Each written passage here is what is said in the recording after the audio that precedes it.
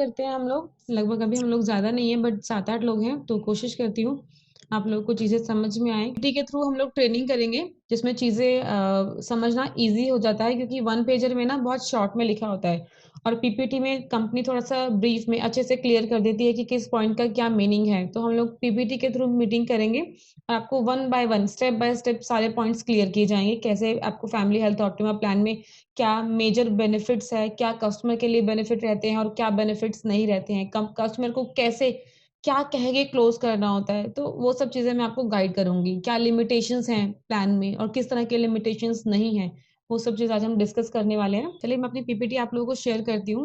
Family health optima, जैसे कि plan हम लोगों ने ऑलरेडी आप लोगों को जब मीटिंग का हम लोग लिंक भेजते हैं तो उसमें भी मेजरली प्लान का नेम मेंशन करते हैं। और अभी भी मैंने बताया कि आज हम जिस प्लान की मीटिंग करेंगे वो है family health optima.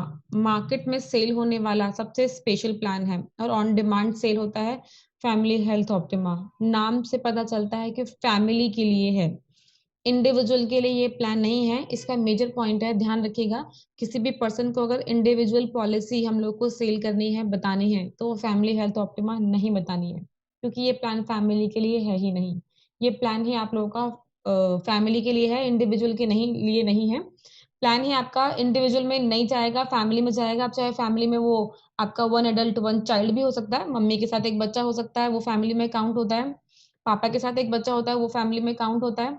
Husband wife दो बच्चे होंगे तो भी फैमिली में काउंट होंगे, और हस्बैंड और वाइफ सिर्फ दो लोग होंगे तो भी फैमिली में ही काउंट होंगे। तो ध्यान रखना है, सिर्फ एक इंडिविजुअल को छोड़ के कोई अदर पर्सन साथ में है, अदर मीन्स थर्ड पर्सन नहीं होना चाहिए। फैमिली हस्बैंड वाइफ और बच्चे, अगर यही लोग होंगे तो ये फैमिली में काउंट होते हैं। तो ये चीज आप ध्यान रखिएगा जब भी कभी इस प्लान के बारे में किसी से भी डिस्कस करेंगे तो चलिए स्टार्ट करते हैं। फैमिली हेल्थ ऑप्टिमा प्लान को समझने से पहले आप लोगों को इंश्योरेंस सेक्टर के 3 यूनिवर्सल रूल जो होते हैं वो थोड़ा सा बताना चाहूंगी। हमेशा ध्यान रखिएगा, कोई भी हेल्थ इंश्योरेंस तभी काम करता है जब ऐसी इमरजेंसी आती है कि हॉस्पिटल में एडमिट होना होता है। 24 घंटे हॉस्पिटल में एडमिट होना मैंडेटरी है, कोई भी हेल्थ इंश्योरेंस तभी काम करेगा। पहला रूल है 24 घंटे हॉस्पिटल में एडमिट होना मैंडेट है। दूसरा रूल, एक्सीडेंट डे वन से कवर होता है। क्लियर है? Accident yes. डे वन से कवर होता है, ध्यान रखिएगा। एक्सीडेंट के केस में कभी ऐसी इमरजेंसी आती है और हॉस्पिटल में एडमिट होना पड़ता है तो कंपनी डे वन से कवर कर लेती है। क्लियर है? तीसरा, हमारे पॉलिसी के अंदर कोरोना 15 दिन के बाद कवर है। किसी भी तरह का हेल्थ इंश्योरेंस है, कंपनी 15 दिन के बाद कवर करती है। क्लियर है? चाहे वो फैमिली हेल्थ ऑप्टिमा हो, चाहे वो कॉम्प्रिहेंसिव हो, चाहे वो यंग स्टार हो, कंपनी 15 दिन के बाद कोरोना कवर करती है। चलिए न्यू एडिशंस की बात करते हैं। इस पॉलिसी में कंपनी ने रिसेंटली लॉन्च किया है इंस्टॉलमेंट फैसिलिटी, जो अभी तक हमारे किसी भी प्लान में अवेलेबल नहीं थी, बट रिसेंटली कंपनी ने थोड़ा टाइम पहले ही यंग स्टार में इंस्टॉलमेंट फैसिलिटी दी थी, और इसी तरीके से कंपनी ने अब फैमिली हेल्थ ऑप्टिमा प्लान के अंदर भी इंस्टॉलमेंट फैसिलिटी दी है। मॉडर्न कवरेज कंपनी ट्रीटमेंट दे रही है, मॉनिटोरियम क्लॉज इसके अंदर लागू हो रहा है। कि पहले क्या होता था इंश्योरेंस सेक्टर में, किसी को अगर हेल्थ इंश्योरेंस देना है और ऐसी कोई मेजर प्रॉब्लम या बाय बर्थ डिसीज कस्टमर को पहले से हो रखी है, तो कोई भी कंपनी कवर नहीं करेगी, कोई भी कंपनी इंश्योरेंस नहीं देगी। बट अब क्या होता है, अब आप कस्टमर कंपनी को बिना बताए अगर पॉलिसी लेता है तो 8 साल पहले, 8 साल तक उसका क्लेम नहीं आना चाहिए, कंपनी क्लेम नहीं देगी, क्लेम आना ही नहीं चाहिए। 8 साल के बाद 90 साल से अगर क्लेम आता है तो कंपनी कवर कर लेती है। तो वो 8 ईयर्स का जो गैपिंग पीरियड है वो मॉरिटोरियम क्लॉज के अंदर लागू होता है। अगर किसी को बाय बर्थ डिसीज है तो हम ये पॉलिसी दे सकते हैं। क्लॉज आगे समझेंगे, अभी सिर्फ बेनिफिट समझते हैं। सबसे पहले प्लान का इंस्टॉलमेंट फैसिलिटी कंपनी इसमें हमें प्रोवाइड कर रही है। और यहाँ हम फैमिली साइज की बात कर रहे हैं, तो जैसे मैंने नाम से बताया था आप लोगों को, फैमिली के लिए पॉलिसी है, इंडिविजुअल के लिए नहीं है। तो फैमिली साइज यहाँ मैक्सिमम 2 एडल्ट + 3 चाइल्ड है। मतलब हस्बैंड वाइफ और मैक्सिमम 3 बच्चे अगर इस पॉलिसी में कवर होना चाहते हैं तो हम कवर कर सकते हैं। अब अगर किसी के 4 बच्चे हैं, 5 बच्चे हैं, तो यहाँ हम दोनों को सेग्रीगेट कर देंगे। हस्बैंड के साथ 2 बच्चे कवर कर लेंगे और वाइफ के साथ 2 बच्चे कवर कर लेंगे, और टोटल मिला के 2 पॉलिसी उन्हें हम सेल करेंगे। तो इस तरीके से हम सेग्रीगेट कर सकते हैं। लेकिन जो मैक्सिमम साइज अगर हम एक पॉलिसी में रखना चाहते हैं तो हस्बैंड वाइफ और 3 बच्चे मैक्सिमम फैमिली साइज है। नेक्स्ट, एज ऑफ एंट्री की बात कर लेते हैं। तो 18 साल से लेके 65 साल तक के लोगों को हम ये पॉलिसी सेल कर सकते हैं। ध्यान रखिएगा, 18 साल से 65 साल तक की एज है, ये एज ऑफ एंट्री एडल्ट्स की एज है। अगर बच्चों की बात करती हूँ कि बच्चा इस पॉलिसी में किस एज से कवर होगा, तो वो 16 डेज। ये इस पॉलिसी की स्पेशलिटी है, क्योंकि इंश्योरेंस सेक्टर में ऐसी कोई रेयर ही पॉलिसी है जिसमें 16 दिन का बच्चा कंपनी कवर करती है।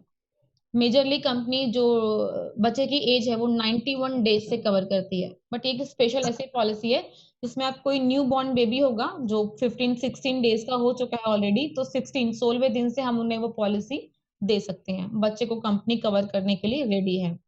तो फ्लोटर पॉलिसी है, आपको मैंने बता चुकी हूँ। फ्लोटर है, फैमिली के लिए है, इंडिविजुअल नहीं है। बार बार बता रही हूँ इसलिए ध्यान रखिएगा, इंडिविजुअल किसी भी पर्सन को ये सजेस्ट नहीं करना है।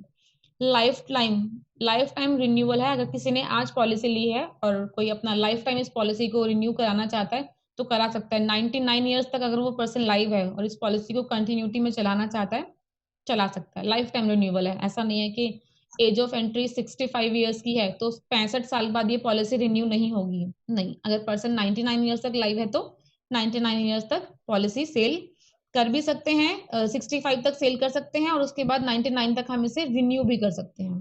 क्लियर है? यहाँ तक सभी को क्लियर है? Yes ma'am. चलिए नेक्स्ट सम एश्योर्ड्स डिस्कस कर लेते हैं। सम एश्योर्ड हमारी पॉलिसी में 3 लाख से स्टार्ट होता है। 3 लाख, 4 लाख, 5 लाख, 10, 15, 20 और 25 मीन्स 3 लाख से लेके 25 लाख तक की पॉलिसी अवेलेबल है। बट एक छोटी सी कंडीशन है जो बताना चाहती हैं आप लोगों को। अगर हम 3 लाख की पॉलिसी पे कोई पॉलिसी पोर्ट कर रहे हैं, मीन्स किसी अदर की पॉलिसी चल रही है ऑलरेडी, और 3 लाख पे अब हम यहाँ स्टार हेल्थ में पोर्ट कर रहे हैं, तो ध्यान रखिएगा, और कस्टमर की एज 50 अबव है तो केस मेडिकल में चला जाएगा। तो कोशिश आप लोग को ऑलवेज ये करनी है, अगर हम पोर्टेबिलिटी का बेनिफिट दे रहे हैं किसी कस्टमर को और फैमिली हेल्थ ऑप्टिमा में पोर्ट कर रहे हैं और 3 लाख पे, तो मेडिकल होगा। बेटर है 3 लाख पे पोर्ट ना करके कस्टमर को 4 लाख के बेनिफिट्स बताओ, कोई मेडिकल नहीं होगा, 4 लाख पे कंपनी इजीली पोर्ट कर लेगी पॉलिसी। तो बस ये समय शॉर्ट में थोड़ा सा एक लॉजिक है, इसको ध्यान रखिएगा। 5 लाख ऑनवर्ड्स कोई किसी भी तरह की प्रॉब्लम नहीं है, लेकिन 3 लाख की पॉलिसी पे कंपनी मेडिकल करवाने की डिमांड करती है, जो पहले भी था, लास्ट ईयर भी था। बट अगर लास्ट ईयर की बात करूं तो कोविड के चक्कर में कंपनी ने थोड़ा टाइम, अप्रोक्सीमेट 1 ईयर जो है, कंपनी ने ये जो टर्म्स एंड कंडीशन थे उसे क्लोज कर दिया था। कंपनी कोई मेडिकल नहीं करा रही थी, लेकिन बट अभी स्टिल दोबारा से सब कुछ स्टार्ट हो चुका है तो कंपनी ने अपना मेडिकल भी स्टार्ट कर दिया है। तो इस पॉइंट को आप लोगों को क्लियर करना है और ध्यान रखना है कि 3 लाख की पॉलिसी पे मेडिकल मैंडेट है अगर हम पोर्टेबिलिटी करते हैं तो। मैम एक्सक्यूज अगर मी मैम, जी बताइए। मैम ये पोर्टेबिलिटी सिस्टम क्या होता है इसमें? पोर्टेबिलिटी होता है, जैसे आप लोगों को पता है, आप लोग के मोबाइल के जो सिम है वो पोर्ट होते हैं। अगर किसी के पास वोडा का सिम है और नेटवर्क में प्रॉब्लम आ रही है तो आप उसे एयरटेल में पोर्ट कर सकते हैं। ये तो क्लियर है। हाँ जी मैम। सेम ऐसे ही अगर किसी पर्सन के पास ऑलरेडी हेल्थ इंश्योरेंस है और वो अपने हेल्थ इंश्योरेंस से हैप्पी नहीं है, या प्रीमियम इशू है, या कोई भी किसी भी तरह का इशू है, या उसे वो बेनिफिट्स और एक्स्ट्रा एक एडवांस लेवल की पॉलिसी लेना चाहता है और स्टार हेल्थ के साथ जुड़ना चाहता है, तो हम उसकी प्रीवियस पॉलिसी को स्टार हेल्थ में पोर्ट कर सकते हैं, लेकिन रिन्यूअल डेट के टाइमिंग पे। रिन्यूअल डेट से पहले, अगर रिन्यूअल डेट निकल गई है तो हम पोर्ट नहीं कर सकते। क्लियर है? हाँ जी मैम। जी शिवानी जी, आपका कोई क्वेश्चन था? मैम मैं ये कह रही थी, जैसे आपने बोला कि अब अगर 50 इयर्स वाला है तो उसको मेडिकल मैंडेटरी है कि उसको मेडिकल करवा के फिर देना पड़ेगा। अगर जैसे 45 या 49 की एज वाला है तो उसको मेडिकल नहीं देना पड़ेगा ना, या फिर उसका ऐसा कुछ अलग ही प्रोसीजर होता कोई प्रोसेस नहीं है। 49 ईयर्स तक स्टिल अभी कोई मेडिकल नहीं है, लेकिन अब 50 मेडिकल है। 50 से बिलो फिलहाल कोई मेडिकल नहीं है। है? Okay ma'am. ठीक है, ओके मैम। चलिए नेक्स्ट डिस्कस करते हैं। इस प्लान में जोन वाइज प्रीमियम कैलकुलेट होता है और ये इस प्लान की एक स्पेशलिटी है। सिर्फ गिनती के 4 तरह के जोन हमारे पास अवेलेबल हैं, जोन 1, जोन 1A, जोन 2 और जोन 3। मेजरली अगर मैं बात करूं तो मेजरली हमारे यहाँ जोन 1 और जोन 3 ही कैलकुलेट होता है मेजरली, लेकिन फिर भी स्टिल ऑल ओवर इंडिया में कुछ स्पेशल सिटीज हैं जो जोन 1A में भी आती हैं और जोन 2 में भी जाती हैं। तो इसका प्रीमियम जो है वो डिफरेंट डिफरेंट है। जोन 1 का प्रीमियम ऑलवेज हाई रहता है, एक अमाउंट, बिग अमाउंट का प्रीमियम यहाँ काउंट होता है। जोन 1A की बात करें तो थोड़ा, रेदर देन जोन 1 थोड़ा प्रीमियम कम जाता है। जोन 2 का उससे थोड़ा सा कम होता है, और जोन 3 का प्रीमियम सबसे कम होता है। तो जोन वाइज प्रीमियम कैलकुलेट होता है। किसी को भी health insurance, family health Optima plan sell करने से पहले ध्यान रखिएगा ऑलवेज उसका पिन कोड चेक कर लें, आप लोग चेक कर लें या मुझसे चेक करवा लें, या आप लोग के पास स्टार पावर एप्लीकेशन, एक सभी को हमने बताया हुआ है कि स्टार पावर अपने पास डाउनलोड करके रखें। स्टार पावर में आप लोग जब कोटेशन प्रीमियम निकालेंगे तो वहां कस्टमर का पिन कोड डालेंगे तो वहां से आपको एक्यूरेट प्रीमियम निकल कर आएगा। तो ये जोन की जो कंफ्यूजन है वो आप लोगों के सामने क्लियर हो जाएगी। कहीं ऐसा ना हो कि आपने जोन 3 का प्रीमियम बताया हो और कस्टमर का प्रीमियम जोन 1 का आ रहा हो, तो 99% कस्टमर एग्री नहीं होगा, क्योंकि जोन 3 का प्रीमियम बहुत कम जाता है और जोन 1 का प्रीमियम बहुत हाई होता है। तो किसी का प्रीमियम अगर किसी में 10,000 है और वो जोन 1 में अगर 15,000 जा रहा होगा तो मुझे नहीं लगता कस्टमर इजीली मान जाएगा। तो कस्टमर खराब ना हो इसलिए आप लोगों को ध्यान रखना है कि फैमिली हेल्थ ऑप्टिमा प्लान में जोन वाइज कैलकुलेशन होता है। ये जो पीपीटी का जो पेज है जिसमें जोन मेंशन है, ये मैं आपको शेयर करूंगी सभी को, ये आप सब अपने पास संभाल के रखिएगा। मैं एक बार थोड़ा सा बताना भी चाहती हूँ। जोन 1 में दिल्ली, एनसीआर, मुंबई, महाराष्ट्र, अहमदाबाद, बड़ौदा, ये जो मेट्रो सिटीज हैं ये जोन 1 में काउंट होती हैं। जोन 1 ए में कुछ स्पेशल सिटीज हैं, चेन्नई, बैंगलोर, पुणे, नासिक, त्रिवंतपुरम और रेस्ट ऑफ गुजरात है आपका, एर्नाकुलम है। ये कुछ स्पेशल सिटीज हैं जो आपका जोन 1 ए में काउंट होती हैं। जोन 1 में है आपका कोयम्बटूर, इंदौर सिटी और रेस्ट ऑफ केरला, तो ये जोन 2 में है। इसके अलावा MP, UP, rest of India, इन तीन जोन के अलावा जो रेस्ट ऑफ इंडिया है वो जोन 3 में काउंट होता है। तो मेजरली अगर काम होता है तो जोन 3 में ही होता है, बट स्टिल आप लोगों के लिए प्रॉब्लम ना हो इसलिए रिक्वेस्ट करूंगी ऑलवेज जोन चेक करके ही किसी को प्रीमियम बताएं। एक जोन कैलकुलेटर भी है जो ऑलवेज लैपटॉप या डेस्कटॉप पर ही चलता है, मोबाइल पर नहीं चलता है। तो मैं वो कैलकुलेटर आप लोगों को शेयर करूंगी अपने सिस्टम में। जो लोग भी लैपटॉप यूज करते हैं, जो लोग भी डेस्कटॉप यूज करते हैं, अपने सिस्टम में डाउनलोड करके रखें, अपने पास रखें। उसमें जब भी आप पिन कोड डालेंगे और एंटर करेंगे तो वो पिन कोड आपको बता देगा क्लियरली कि ये कौन सा पिन कोड है, आपको प्रीमियम कैसे चेक करना है। तो बहुत ईजी प्रोसेस है, बट ध्यान रख के काम करना है प्लीज। ये पॉइंट क्लियर है जोन वाला सभी को? इसमें कोई कंफ्यूजन तो नहीं है? कुछ भी कंफ्यूजन हो तो प्लीज डिस्कस कीजिएगा साथ साथ, ताकि आप लोग कंफ्यूज ना हो। क्लियर है सभी को? Yes ma'am. Yes ma'am. Good good. Next benefits हम यहाँ डिस्कस कर रहे हैं। कंपनी सभी तरह के बेनिफिट्स देती है, वो हम पॉइंट वाइज क्लियर करते हैं। यहाँ पर रूम रेंट, सबसे पहले रूम की बात कर लेते हैं। तो हमारी सभी पॉलिसीज के अंदर majorly single private AC room available है। कस्टमर को कोई इमरजेंसी होती है और हॉस्पिटल में एडमिट होना पड़ता है तो company single private AC room, जिसमें कस्टमर को एक बेड मिलेगा, एक सोफा होगा, फ्रिज भी होगा, टीवी होगा, सेपरेट वॉशरूम होगा, एक क्लीन क्लीन प्रॉपर रूम मिलेगा, एसी होगा उसके अंदर, सब कुछ सारी सभी तरह की फैसिलिटी कंपनी प्रोवाइड करती है। बट 3 और 4 लाख की पॉलिसी के ऊपर कंपनी छोटी सी कैपिंग लगाती है, वो है 5,000 रुपीज की। अगर आपने किसी को 3 और 4 लाख की पॉलिसी सेल की है तो उसमें कंपनी सिर्फ और सिर्फ 5,000 रुपए तक का ही रूम देगी। अगर 5,000 से ऊपर का रूम हॉस्पिटल में अवेलेबल होता है और कस्टमर को इमरजेंसी है तो कंपनी सिर्फ 5 तक का देगी। उससे ऊपर 2,000, 3,000 जितने भी उनके पर डे के जा रहे हैं वो कस्टमर को खुद से बियर कर ले रहे हैं। क्लियर है? इसको एक एग्जांपल के थ्रू समझ लेते हैं। किसी ने मान लेते हैं आज पॉलिसी ली है और 6 महीने बाद इमरजेंसी हो जाती है, कस्टमर को एडमिट होना है। कस्टमर ने पॉलिसी सिर्फ 3 लाख की ली थी, कंपनी 5,000 तक का रूम अवेलेबल कर रही है, लेकिन कस्टमर जिस हॉस्पिटल में गया है वहां 8,000 का रूम अवेलेबल है। कस्टमर को तो मजबूरी में एडमिशन लेना पड़ा, कस्टमर ने एडमिशन ले लिया और वो एडमिट हो गया।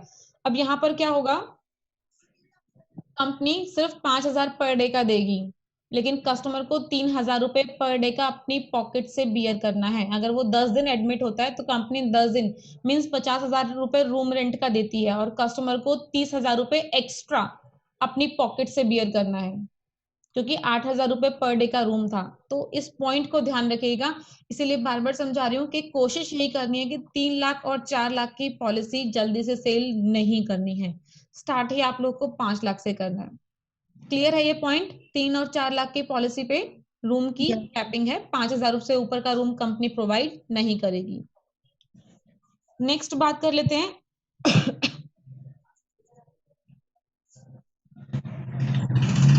हॉस्पिटलाइजेशन। तो हॉस्पिटल में जब एडमिट होते हैं तो कंपनी क्या क्या चीजें कवर करती है? कंपनी सब कुछ कवर करती है। कंपनी डॉक्टर्स की फी, नर्सेस की फी जो सर्जन होते हैं उन सभी की फी कंपनी कवर करती है। साथ में company blood, oxygen, OT charges, anaesthesia, ये सारे एक्सपेंसेस कंपनी कवर करती है।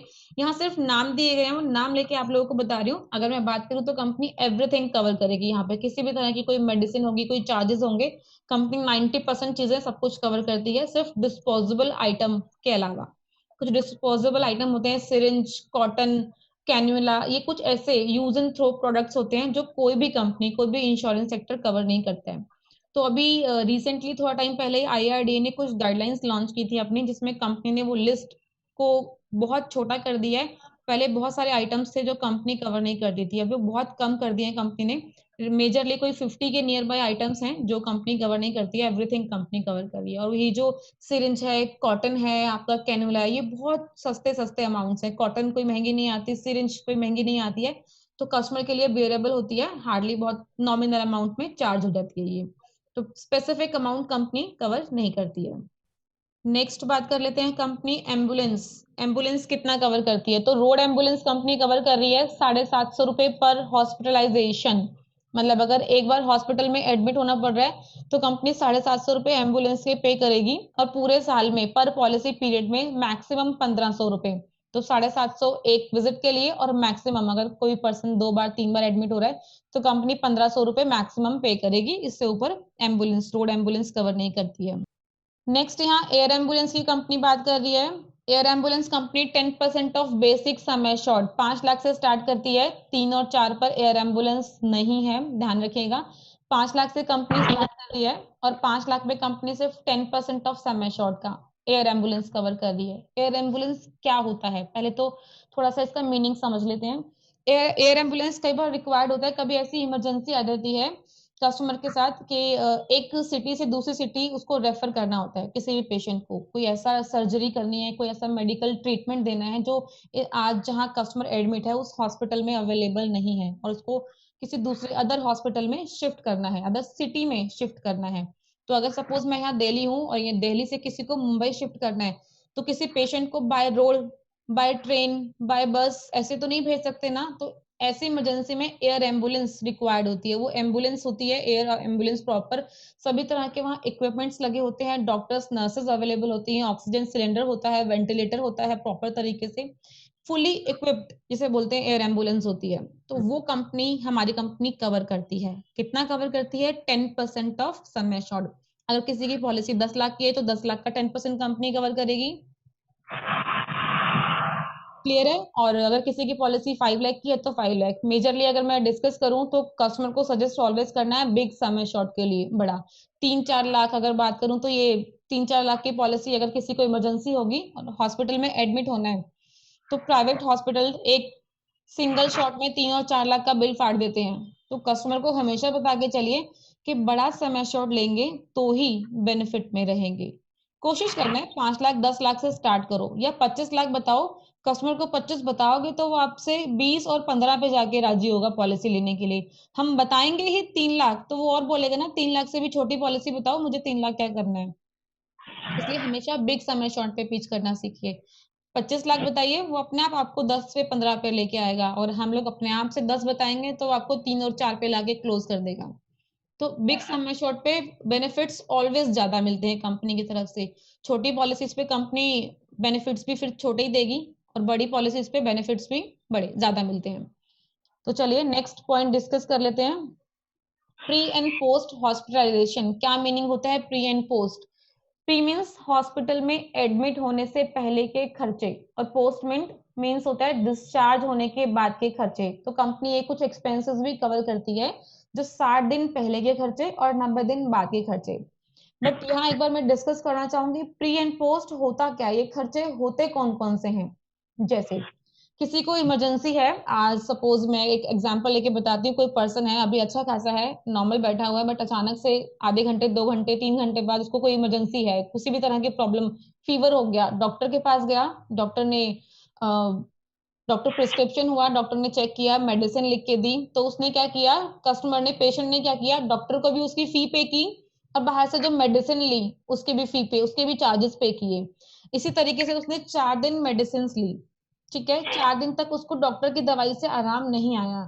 4 दिन बाद डॉक्टर बोल रहा है कि आप जाइए और ये टेस्ट, ब्लड टेस्ट करा कर आइए। अब वो जाएगा ब्लड टेस्ट कराने के लिए। ब्लड टेस्ट कराया, उसके रिपोर्ट्स में निकल कर आता है उसको डेंगू है, टाइफाइड है, मलेरिया है, कोई भी अदर प्रॉब्लम उसको हो जाती है। अब डॉक्टर बोल रहा है आपको तो बहुत ज्यादा हो गया है, आपकी प्लेटलेट्स, डेंगू हो गया है तो प्लेटलेट्स बहुत डाउन हो रही हैं आपकी, आप हॉस्पिटल में एडमिट हो जाओ। ठीक है।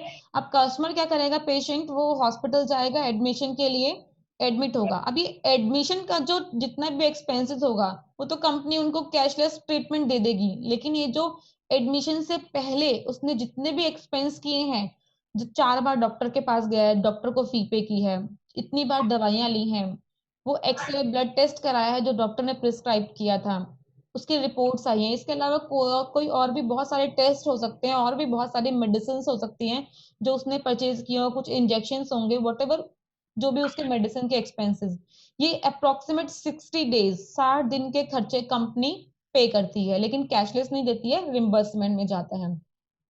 इसी तरीके से जब वो उसका हॉस्पिटल में एडमिट हुआ, उसके बाद जब डिस्चार्ज हो जाता है, तो डिस्चार्ज होने के बाद भी जो एक्सपेंस होते हैं, कई बार डॉक्टर्स क्या करते हैं, वो हॉस्पिटल में एक बार रिविजिट के लिए बुलाते हैं कि आपको 15 दिन बाद एक बार हॉस्पिटल अगेन आना है, 20 दिन बाद एक बार अगेन आना है, आपका कोर्स चलेगा मेडिसिन का, हमें एक बार फिर से ब्लड टेस्ट करना है कि वो जो बॉडी में प्रॉब्लम हुई थी, जो ब्लड में किसी भी तरह का इन्फेक्शन था, वो किस हद तक ठीक हुआ।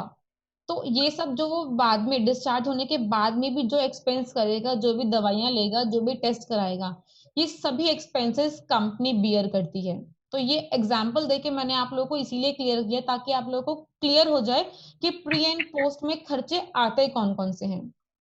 ऐसा ना हो कि कस्टमर को 60 दिन पहले का हमने ऑफर दिया है तो वो अपनी किसी और दूसरी बीमारी का भी उसके अंदर एड ऑन करके बता रहा है, ऐसा नहीं होता है। जो भी उसकी जो जिस डिसीज के लिए वो हॉस्पिटल में एडमिट हुआ है, उसी डिसीज से रिलेटेड उसके डॉक्यूमेंटेशन, उसकी दवाइयाँ, उसके डॉक्टर प्रिस्क्रिप्शन होने चाहिए, वो कंपनी कवर कर लेगी। तो ये पॉइंट क्लियर है सभी को कि प्री एंड पोस्ट में कौन कौन से एक्सपेंसेस आते हैं और कंपनी कितना कवर करती है। हॉस्पिटल में एडमिट होने से 60 दिन पहले के खर्चे और 90 दिन बाद के खर्चे। पॉइंट क्लियर है सभी को? Yes ma'am. हेलो हेलो जी जी बताइए। मैम, इसमें जैसे ओपीडी एक्सपेंस रहता है उनमें कुछ लिमिट रहती है? नहीं, कोई लिमिट नहीं है। 60 दिन पहले 5,000, 10,000, 20,000, 25,000 कस्टमर नहीं, ने जितना जैसे खर्चा ओपीडी किया होगा। जैसे ओपीडी में जैसे किसी डॉक्टर ने पर्चा बनाया, जैसे 500 का है, उसका 1000 का कॉस्ट है, हाँ तो हाँ, उसमें कोई लिमिट रहती है? कोई लिमिट नहीं है, ओके कंपनी कवर कर रही है। ओके। लेकिन ये नॉर्मल ओपीडी नहीं होना चाहिए। हॉस्पिटल में जब एडमिट हो रहे हैं, एडमिट होने से रिलेटेड डॉक्यूमेंट्स होने चाहिए। कोई अदर ओके बीमारी है, नॉर्मल खांसी जुकाम के लिए दिखाने गए, अगर डॉक्टर कस्टमर सोच रहा है कि मैं वो खांसी जुकाम के पेपर भी साथ में लगा दूं और इसका भी कंपनी से पैसा ले लूं, तो कंपनी नहीं देगी। ओके, ठीक है। ठीक है। चलिए नेक्स्ट डिस्कस करते हैं, कवरेज ऑफ मॉडर्न ट्रीटमेंट। तो ये एक स्पेशल बेनिफिट्स रिसेंटली अभी थोड़ा टाइम पहले ही कंपनी ने पॉलिसी में ऐड ऑन किया है। बेसिकली अगर बात करूं तो पहले किसी भी तरह का मॉडर्न ट्रीटमेंट पॉलिसी में कवर, बट अभी कंपनी ने कुछ मॉडर्न ट्रीटमेंट्स हैं जो कंपनी कवर कर रही है हमारे सभी तरह के हेल्थ इंश्योरेंस में, बट लिमिट्स के साथ। ऑल अमाउंट कवर नहीं है, कुछ लिमिटेशंस कंपनी ने दी हुई है सभी तरह की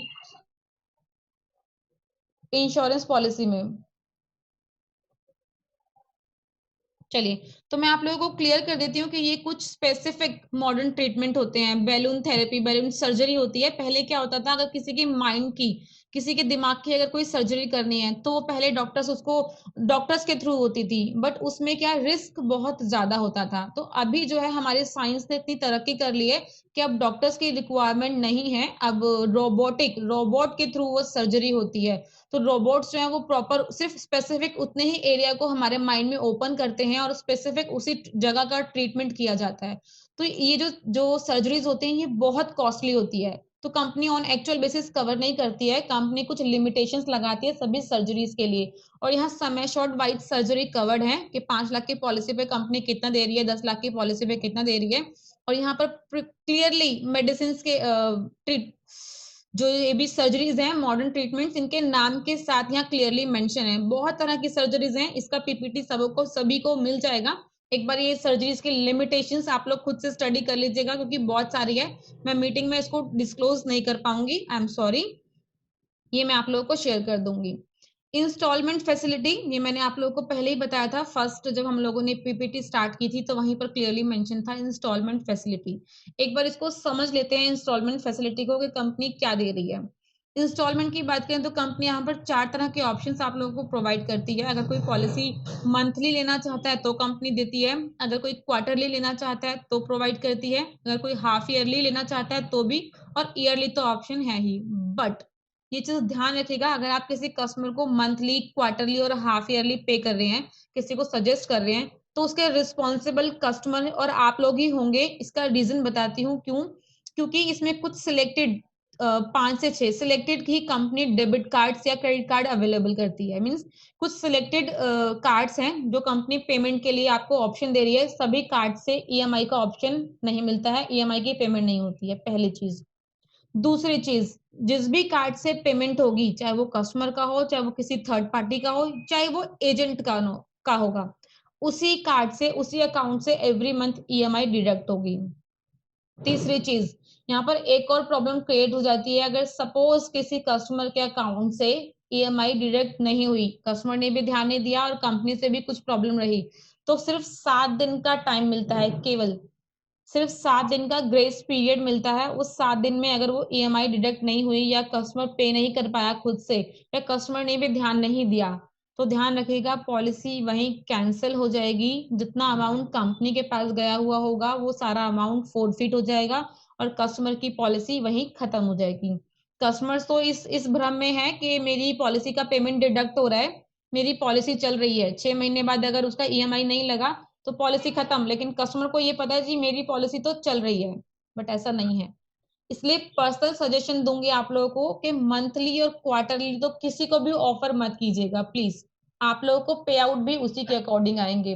अगर किसी का मंथली 1,000 रुपए का प्रीमियम चार्ज हो रहा है, तो आपको उस 1,000 में से 18% जीएसटी हटा के जो आपका पे आउट बनेगा वो ही कंपनी रिलीज करेगी, इससे ज्यादा कंपनी रिलीज नहीं करेगी। तो मुझे नहीं लगता कि 100, 150 या 200 रुपए अगर आपको पे आउट रिलीज कर रही है कंपनी मंथली का, तो आप और हम यहाँ 100, 150 और 200 रुपए के पे आउट के लिए काम कर रहे हैं। मैं तो बिल्कुल भी नहीं कर रही हूँ यहाँ पर। तो हम लोग हमेशा यही प्रेफर करते हैं कि कस्टमर को ईयरली जो बेनिफिट्स हैं उसे बताया जाए। यहाँ पर एक और प्रॉब्लम रहती है कि सपोज अगर आप ईएमआई पर पॉलिसी किसी को सजेस्ट कर रहे हैं और कस्टमर का 3 या 4 ईएमआई पे करने के बाद क्लेम आ गया। क्लेम तो हमारे हाथ में नहीं है ना, आपके और हमारे हाथ में नहीं है, किसी को भी मेडिकल इमरजेंसी हो सकती है। और अगर कस्टमर का क्लेम आया तो क्या कंपनी क्लेम देगी? आप बताओ, किसी ने सिर्फ 4 ईएमआई पे की हुई है और क्लेम आ गया उसका 1,00,000, 1,50,000, 2,00,000 का, आप में से कोई बताएगा कंपनी क्लेम देगी उसको? नहीं। नहीं देगी? देगी, कंपनी क्लेम देगी। लेकिन कंपनी पहले अपनी सारी ईएमआईज, पहले अपना पैसा काटेगी, उसके बाद क्लेम देगी, और रेस्ट अमाउंट जो भी होगा वो कस्टमर को वहां हॉस्पिटल में खुद से पे करना होगा। तो ये चीज ध्यान रखिएगा कि ये प्रॉब्लम्स बाद में क्रिएट होती हैं। फिर आप लोगों को लगता है कि कंपनी आप लोगों के साथ में फ्रॉड कर रही है, कंपनी ने ये सब नहीं बताया। लेकिन हम आपको क्लियरली बता के चल रहे हैं कि मंथली और क्वार्टरली केस क्लोज नहीं करना है। किसी से भी डिस्कस करेंगे तो मेजरली ईयरली ऑप्शन में जाना है। बट हाँ, कहीं प्रीमियम आप लोगों को लग रहा है कि ज्यादा प्रीमियम है, लाइक 20-25 हजार प्रीमियम है और कस्टमर इतना नहीं कर पा रहा है, तो उसको हम हाफ ईयरली क्लोज कर सकते हैं कि ठीक है, एक बार हाफ ईयरली 12-15 हजार जो भी जा रहा है वो भी पे कर देगा, और नेक्स्ट 12-15 हजार जो होगा वो नेक्स्ट ईएमआई में। तो उसको हम हाफ ईयरली क्लोज कर सकते हैं, वो एक अपॉर्चुनिटी हम ले सकते हैं। बट मंथली वाला नहीं, मंथली में कोई सपोर्ट नहीं करने के लिए आगे आता है। हम लोगों ने पहले भी बहुत सारे इस तरह के केसेस देखे हैं जो मंथली में केस खराब हुए हैं। कंपनी में मेल भी डालते हैं हम लोग तो वो रिवर्ट नहीं मिलता जल्दी से, तो पॉलिसी। क्लियर है ये पॉइंट मंथली ऑप्शन वाला आपको? मैम मैं ये कह रहा हूँ कोई अलग से चार्जेस तो नहीं लगेंगे मंथली पे? बिल्कुल लगेंगे, इंटरेस्ट चार्ज होता है। कोई भी कंपनी अगर आपको ईएमआई ऑप्शन, आपको फैसिलिटी दे रही है तो उसके ऊपर इंटरेस्ट चार्ज करती है। अगर किसी का प्रीमियम 10,000 का है तो मान लीजिए कम से कम 1,500 के आसपास उसका इंटरेस्ट भी इसमें एड ऑन होगा। तो जो ईएमआई बनेगी वो इंटरेस्ट ऐड होने के बाद बनेगी। ओके एक्स्ट्रा प्रीमियम है उसमें। Okay okay. क्लियर है? हाँ जी हाँ जी। चलिए नेक्स्ट डिस्कस करते हैं हम पॉइंट। Day care procedures. तो डे केयर प्रोसीजर्स पहले होते क्या है, थोड़ा सा ये एक बार डिस्कस कर लेते हैं। कुछ कुछ स्पेसिफिक ऐसे डिसीज होती हैं जिनके लिए प्रॉपर हॉस्पिटल में एडमिट होना जरूरी नहीं होता है, मतलब 24 घंटे की ट्रीटमेंट रिक्वायर्ड नहीं है। ऐसे ट्रीटमेंट हैं जिसमें जाते हैं हम हॉस्पिटल में, 4 घंटे 5 घंटे का अपना ट्रीटमेंट लिया और हम वापस आ जाते हैं, वो डे केयर ट्रीटमेंट्स में काउंट होते हैं। बट ये डे केयर में आता क्या क्या है, जैसे स्टोन, आज की डेट में, पहले क्या होता था ना, स्टोन के लिए एडमिट होना पड़ता था, बट अभी ऐसा नहीं है, लेजर ट्रीटमेंट आ चुका है। लेजर ट्रीटमेंट के थ्रू स्टोन का ऑपरेशन आजकल हार्डली 2 से 3 घंटे 4 घंटे में हो जाता है, और उसके बाद कस्टमर जो है डिस्चार्ज हो जाता है। तो स्टोन, पाइल्स, हर्निया, कैटरेक्ट, रसौली, नी रिप्लेसमेंट है, या कुछ स्पेसिफिक गायनी रिलेटेड इश्यूज होते हैं, फिस्टुला होता है, ये सारे जितने भी डिसीज हैं ये आपके डे केयर प्रोसीजर्स में आती हैं। तो कंपनी यहाँ पर all day care procedures covered करती है। लेकिन ध्यान रखिएगा, ये सब जो कवर्ड है ये 2 साल के बाद कवर्ड है। ये जो स्पेसिफिक डिसीज है जिसमें छोटे छोटे ऑपरेशंस की नीड होती है, ये कंपनी 2 साल के बाद कवर करती है। तो यहाँ वेटिंग पीरियड है 2 साल का। देखिए, मैंने अभी एक कैटरेक्ट का नाम लिया था, अगर मैं हिंदी में बात करूं तो हम लोग इसे मोतियाबिंद बोलते हैं, कैटरेक्ट बीमारी को मोतियाबिंद, जो हमारी आंखों से रिलेटेड होता है। एक एज के बाद आंखों में दिखना बंद हो जाता है, या दूर का पास का लोगों को नहीं दिखता है, आंखों में लोग बोलते हैं जाले टाइप का फील होता है कुछ, आई डोंट नो क्या होता है, मुझे भी एक्चुअल नहीं पता। तो ये एक स्पेसिफिक डिसीज है हमारी आईज से रिलेटेड। कंपनी कवर करती है, बट कंपनी यहाँ लिमिट्स लगाती है। 3 लाख की पॉलिसी पे कंपनी 25,000 एक आंख के लिए दे रही है, और 35,000 दोनों आंखों के ऑपरेशन के लिए दे रही है। इसी तरीके से 4 लाख की पॉलिसी पे 30,000 एक आंख के लिए है, और 45,000 एक आंख के लिए है। 5 लाख की पॉलिसी पे 40,000 एक आंख के लिए और 60,000 दोनों आंखों को है। और 10 लाख से अबव की पॉलिसी के ऊपर 50,000 एक आंख के लिए है और 75,000 दोनों आंखों के लिए है। तो ये लिमिट्स हैं इस पॉलिसी के अंदर। कैटरेक्ट के ऑपरेशन के लिए कंपनी कुछ लिमिट्स लगा रही है। रेस्ट हम बात कर रहे हैं यहाँ पर treatment and preferred network hospital. चलिए एक बार इसको भी डिस्कस कर लेते हैं। ये एक स्पेशल बेनिफिट में काउंट होता है इस फैमिली हेल्थ ऑप्टिमा प्लान में। प्रेफर्ड नेटवर्क हॉस्पिटल मीनिंग क्या है इसका? नेटवर्क हॉस्पिटल तो सभी कंपनी के होते हैं, पैनल में जितने भी हॉस्पिटल्स अवेलेबल होते हैं वो सभी कंपनी के हैं, लेकिन ये प्रेफर्ड नेटवर्क क्या है बताइए, आप में से कौन बताएगा? क्योंकि आई थिंक कुछ एजेंट्स हमारे साथ में ऐसे भी हैं जो यहाँ पुराने हैं, बहुत बार इस फैमिली हेल्थ ऑप्टिमा की ट्रेनिंग ले चुके हैं। तो चलो आप में से कोई प्लीज बताओ मुझे, ये प्रेफर्ड नेटवर्क हॉस्पिटल क्या है? कौन बताएगा? मैम मैम जैसे कि हमारे हॉस्पिटल मतलब कि हमारी कंपनी के द्वारा अगर किसी, जैसे कि हमारे बाकी जो भी हॉस्पिटल्स हैं हमारे प्रेफर्ड में है, जैसे कि हमारा तारा हॉस्पिटल या फिर कोई भी अदर हॉस्पिटल्स हैं, अगर उसमें जैसे कि कोई कस्टमर अगर वहां पर नियर बाय रहता है, हम उसको करते हैं कि आप इस हॉस्पिटल में जाइए, तो वो उसको हम प्रेफर्ड हॉस्पिटल बोल सकते हैं। नहीं, I am not agree with you. कोई और बताएगा मुझे प्रेफर्ड नेटवर्क हॉस्पिटल का मीनिंग? Hello ma'am. जी बताइए, कौन बात कर रहे हैं? हेलो। अंकित बोल रहा हूँ मैम। जी अंकित जी बताइए। मैम इसमें कंपनी के जांचे परखे हॉस्पिटल होते हैं 3 स्टार, जो वेरी गुड, इलाज थोड़ा इकोनॉमिकली होता है, वेरी तो गुड, कंपनी को भी वेरी गुड, बेनिफिट रहता है, कस्टमर को भी रहता है बेनिफिट। Very good. ये आपने बहुत अच्छा बताया है। ये प्रेफर्ड नेटवर्क हॉस्पिटल, कुछ स्पेशल हॉस्पिटल्स होते हैं जो स्टार हेल्थ के साथ, हमारी कंपनी के साथ जांचे परखे होते हैं, टेस्ट एंड ट्रायल होता है उनके साथ में। मैं आपको रीजन बताती हूँ। एक्चुअली क्या होता है ना, जब आप किसी के ट्रीटमेंट के लिए हम हॉस्पिटल जाते हैं तो हॉस्पिटल में कंपनी, हॉस्पिटल वाले ना धांधली करते हैं, धांधली मीन्स फ्रॉड करते हैं कस्टमर के साथ। 500 रुपए की दवाई या 500 रुपए के ट्रीटमेंट के लिए वो 800 रुपए चार्ज कर लेते हैं, कि कस्टमर को तो नहीं पता ना कि एक्चुअल में क्या चार्जेस है उसका। पे तो कंपनी नहीं करना है, बिल बना दिया 1 लाख का 2 लाख का, पे तो स्टार हेल्थ नहीं करना है। एक्चुअल में क्या होता है, वो जो 1 लाख या 2 लाख रुपए का बिल बनता है वो एक्चुअल में इतना नहीं बनना चाहिए, कस्टमर को ट्रीटमेंट उस लेवल का नहीं मिला।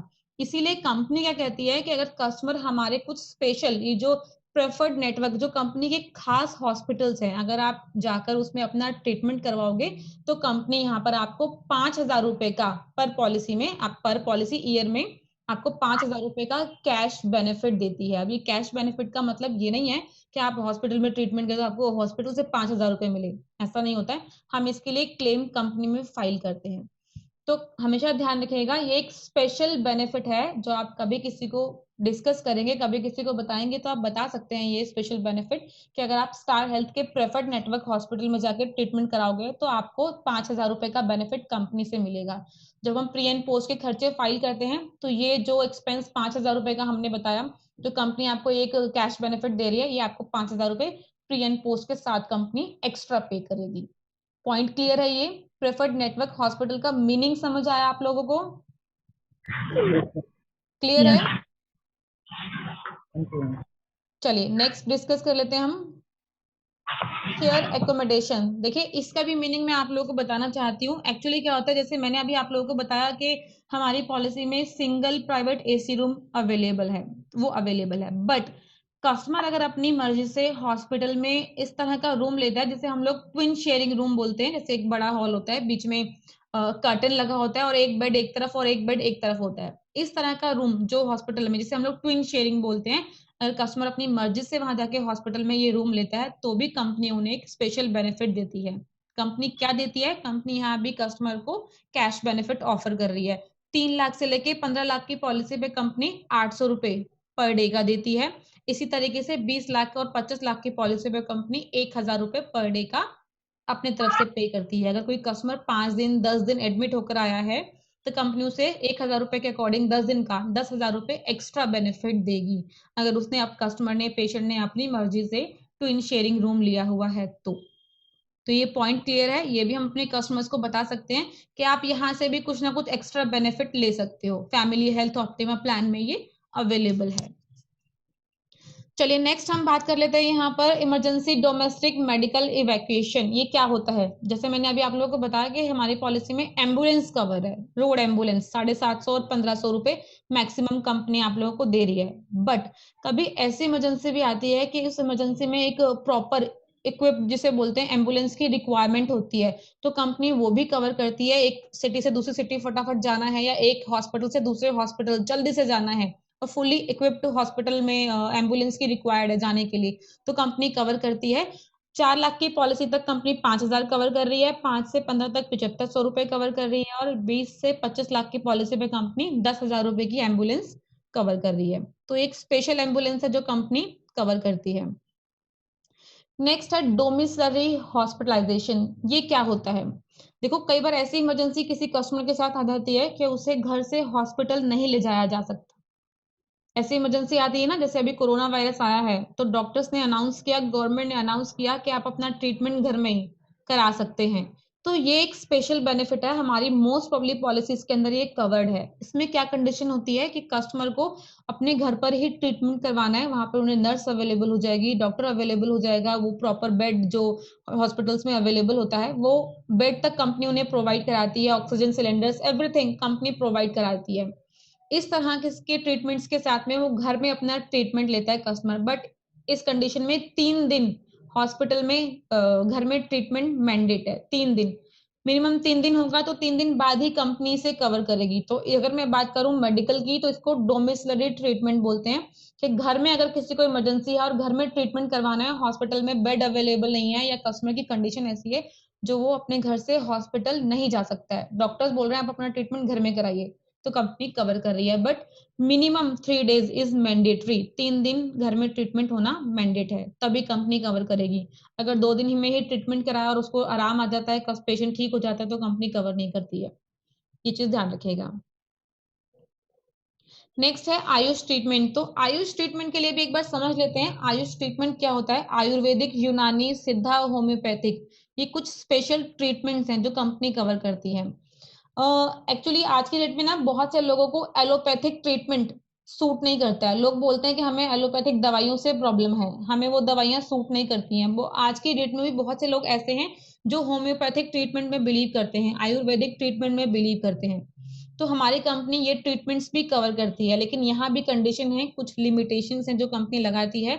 4 लाख की पॉलिसी पे कंपनी यहाँ 10,000 रुपए कवर कर रही है, 5 लाख से 15 लाख की पॉलिसी पे कंपनी 15,000 और 20 और 25 लाख की पॉलिसी पे कंपनी 20,000 रुपीज, 20,000 रुपए कंपनी कवर करती है।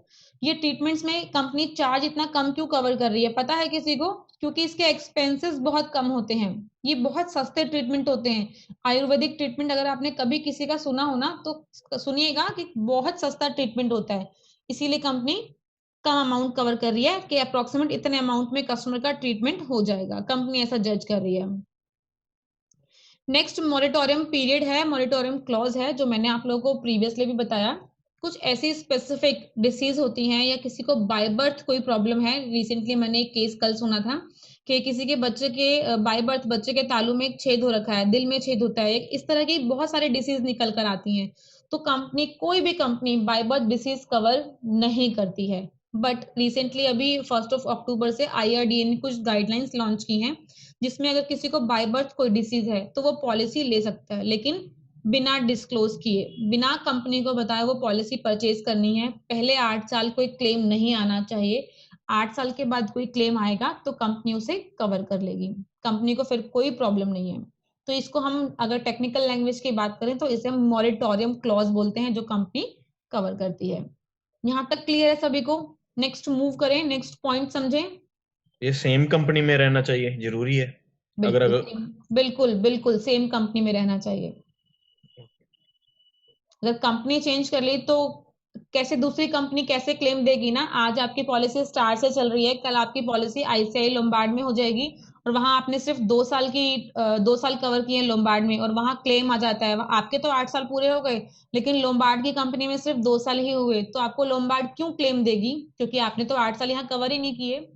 तो सेम कंपनी में चलना चाहिए। हाँ जी।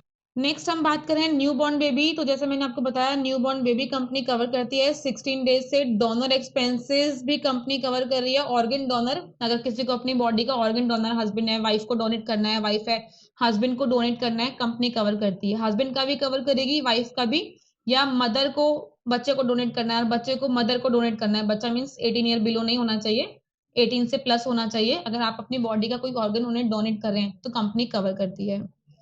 नेक्स्ट है यहाँ पे असिस्टेड रिप्रोडक्शन ट्रीटमेंट, इसे कंपनी, राजकुमार जी कुछ पूछना है आपको?